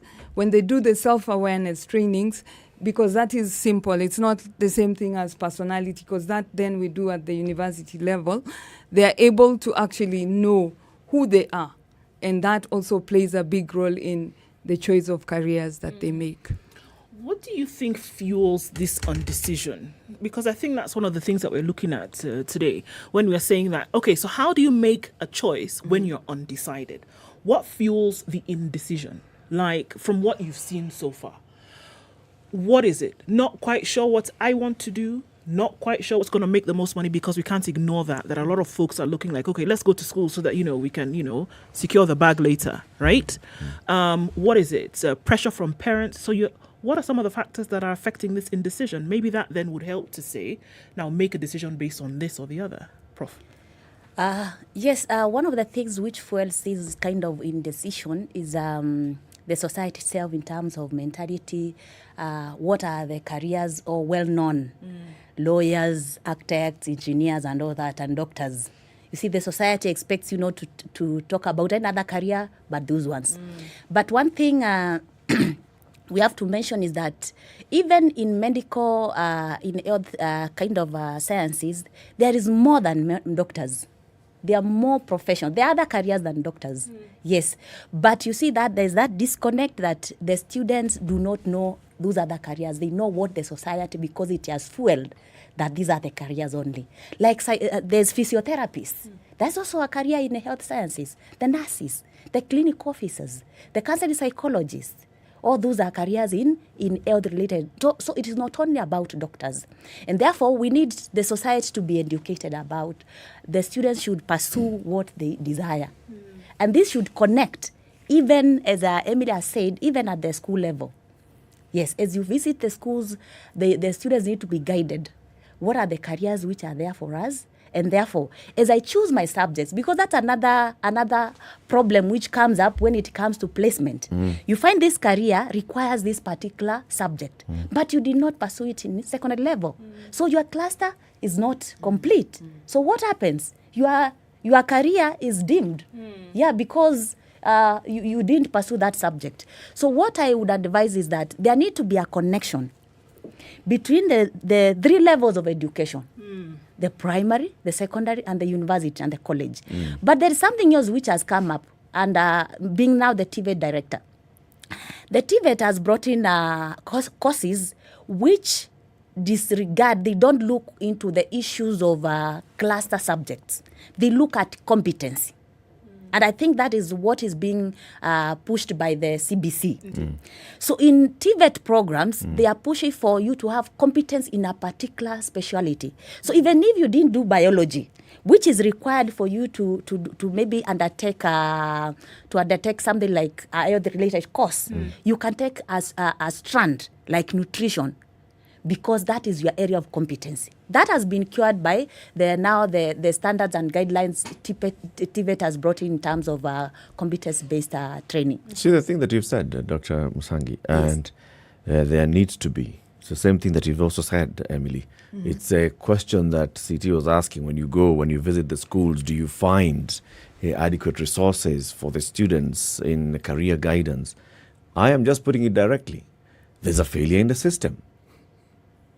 And I want to repeat that and say, look, so the Kenya universities and colleges central placement system goes to the university, to the high schools at a certain stage and says, so these are the universities, these are the courses that you could look at, and these are the clusters that would help you to get into.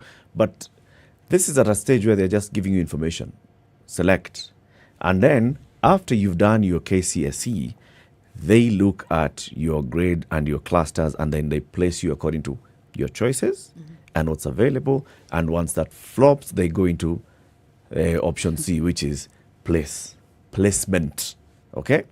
The failure that I'm talking about is from the very beginning, this should have been identified that this is this child's competence. This is what they have serious interest in. Maybe we should guide them, even when they're selecting subjects, select this kind of subjects. Have a conversation with them. What is it that you like to do? I notice that you like to do this and the other. Do you enjoy doing this? Maybe you could become this kind of person. There's a career path for you. This doesn't happen in schools. And that's why you see, you may say that it's only a small percentage of students that end up changing. Many do not change just because they're thinking, okay, so it has been a difficult journey for me to get to university. If I go back home and say, I have changed, that's a whole difficult conversation to have. So many people don't change, but they just go through the system because. And we've had very many times, in fact, even at this age, you hear people telling you that I went and I got the certificate for my parents. True. Then I started doing what I wanted to do. It's a failure in the system. But Eric, there's something even more interesting here. If you look at the number of students who actually sit for the KCSE, they're over 800? 900, close to 1 million. Yes, exactly. And how many actually end up in the university? With a C++ and above? Yes. How many end up in institutions of higher learning? 20%. Precisely, now 20%. So, when we talk about the guidance that we give, does it take this into account? Because the reality check is this. All these students are being primed to think they can go to university and they can't. Yes. Even if they all attained C, they still can't because we don't have the capacity to take them. And even if we took them in the TVETs and other tertiary colleges, we still can't absorb all of them. So, when we guide these students and we advise them, how exactly do you guide them to this reality? Because there's then the reality of you have taken this course. Yes. After the course, we train them to believe that they'll get gainful employment. The vast majority do not. So, what do you do? Now, maybe to talk about what we've been able to do, and we are alive to the fact that the career guidance is not well done at the school level. So what we do at our level, someone comes in, and then the other challenge that is there is finances. There are some jobs, there are some careers that they would like to pursue, but they can't afford them. So what we do as KCA, for example, is as they go through their courses, if someone is interested in another course, we tell them, like, you're doing a course in Bachelor of Commerce, and you want to pursue accountancy. So what we would do is that we will cross-sell. We'll tell you that you can actually also do a course on the side, so that by the time you're leaving college, you're more competitive, So how do we build them in such a manner that they are more competitive when they leave? Because everyone will have a BCom, but what makes you stand out from the rest of the students? So that is just being able to build in that, having monthly trainings for them. So every month we have an accelerated training system where from first year we start with self-awareness. Who are you? And then we build it on. We do the meta skills, we do the social skills, we do, and then we start attaching them to the different organizations and attaching them to different mentors so that by the end of it, they are able to know exactly what they want to do. We've done a few tracer surveys, and every end of year we do skills evaluation surveys with our industry partners, the ones who actually take in our students for attachments and internship. And we ask them, what are the skills that our students have?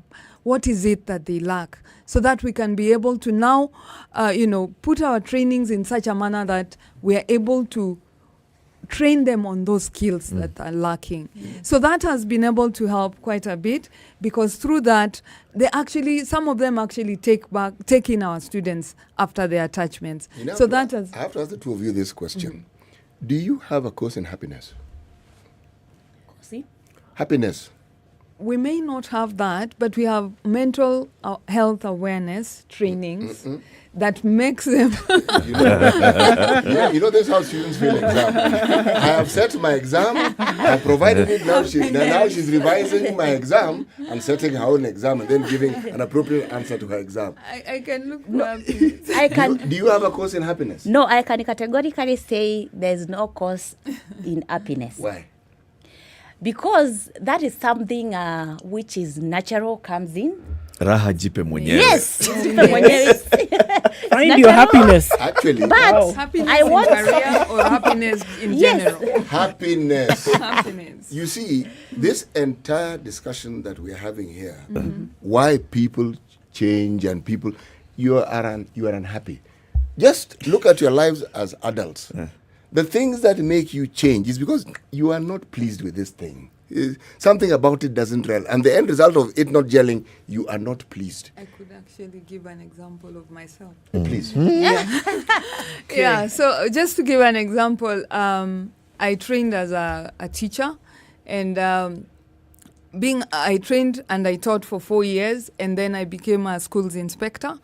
And why I changed from schools inspector, I changed and moved to Safaricom. Why? Because at that point, there was no work. I didn't see any challenge, and I was not motivated. There was no happiness, because all I dealt with was issues to do with the teachers and missing school. They are impregnating students, and they're not... Complaint. So I moved from the Ministry of Education and went to Safaricom. I worked for Safaricom for 11 years, but I didn't find that happiness, you know? And that's how come I left Safaricom, went back to school, and currently I'm doing a PhD in clinical psychology, because that's where I find my happiness. So that has also helped me a lot to guide my students that, you may not be where you want to be, but if you know where if you're guided, we were not guided during our time. Yeah. But at least they have the option of getting guidance from us. How did you identify clinical psychology as your happy time, as your happy space? It starts from when I was an inspector of schools, and I saw the kind of issues that I was handling as, issues to do with teachers, drug and substance abuse. Did you want to be a teacher? No, of course not. Okay. No, I did. My dad wanted me to. My dad wanted me to be a teacher. Has been and that's why I left. So your dad wanted you to be a teacher? Yes. And as soon as I was actually teaching, I took up another course in human resource management, because I thought for me to leave this job, I have to have something You must have extra. something different. So that's what drove me to do that. Yeah. What did you mean when you're asking about the course on happiness? I'm going to explain why. It is strange, but some of the best regarded universities in the world have found that course is one of the most sought after courses by the undergrads. It is sought after, it is full to capacity. You see, at the end of the day, I could argue that everything we do here is in pursuit of happiness. Yes. Sure. True. So if you are going to give it all the variable details that make it, and you're talking about the choice you have, the passion you have, you're talking about happiness, you just don't know it. Now, If you offered a course in happiness, you would be offering them that structure and platform from which now to launch into the very things that they're doing, because you'll open their minds into understanding, this is how I ought to look at it when I'm thinking of what I want to do. Because clearly the way they're thinking about it is in terms of, does it have money? Are my parents going to be happy? Will it sound good if I speak of myself as having completed this career? Do those things make you happy? Not necessarily. Somebody may be happy, as Eric put it, being a bus driver, but they get all A's. So now, how do you guide this student so that, yes, they utilize these A's as best as they can, but the thing that they think makes them happy is also something that is within their capacity to do. You see? So it isn't as straightforward and as simple as we sometimes make it, because human beings are complex creatures. But the thing that unifies us, this pursuit of happiness, even it doesn't matter from the time you're born, you pursue it. But what I can say in terms of pursuit of happiness, actually happiness, I can say it's an amorphous word, something which you can't touch. Now I'm thinking of a course in happiness. What will it entail? Actually, how then do you teach psychology and you can't touch it? You see, happiness is just one aspect. Psychology is in totality. The psychology of a human being. You see, happiness might be one aspect of the psychology. And actually, maybe now you have said it, it can be encompassed in when you maybe techie counseling psychology. It can be a unit. Happiness, you can introduce it. You have said it well. And from there, you can now start building, it becomes a common course. Because we have common courses in universities. And therefore, it becomes a springboard for the students who are taking the courses. You know, but there is a question which you asked, and so you now you want to reset my exam. Okay, reset it. It's about the number of students who sit exams. Some go to university, others are TVET, and where are the others? Actually, that's a research which needs to be undertaken. Yes, where are these students, and what careers are they pursuing wherever they are? Because you see, students who are going to universities and they were thinking about universities all along because the government was funding. Now it has changed. Government is funding even TVET programs.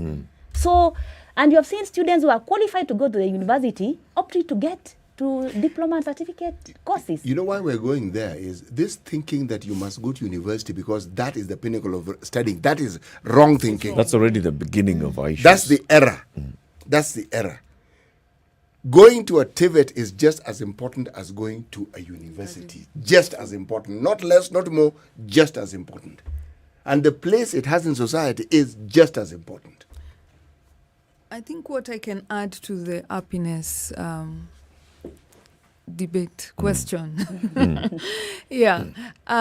Finding happiness. What will make you find happiness? Because you're here, all of you today, for 9 hours, you know. So if you're not happy, are you going to work well? Nope. Of course not. And that's what made me happy. I get much less than what I used to get when I was working at Safaricom. But I'm happy. I'm happy because I'm doing what I love. You're fulfilled. I'm fulfilled. Just as he's asking the question, would you have found your happiness if your journey had been shortened by guidance in high school? Yes, I would have. And that's my mandate at the moment, to make sure the students that I'm in touch with are able to know exactly what they want, because that will determine their happiness in future. They're going to be in that job. I know there are jobs where you sit and you don't want to go to school. Okay, I didn't like teaching. And I was teaching English and I was teaching composition and summary. So every morning I'm at the gate and I'm like, what? And I was not happy. So what did I do? I moved on, you know. I moved. So finding happiness, it's a collective responsibility. The students need to also support us in this because they may have that passion. Or they may be doing a course because it is trending. But are they capable? Do they have the skills? Are they doing it because of competition? They want to be like their friend. My best friend is a doctor. So I want to be a doctor.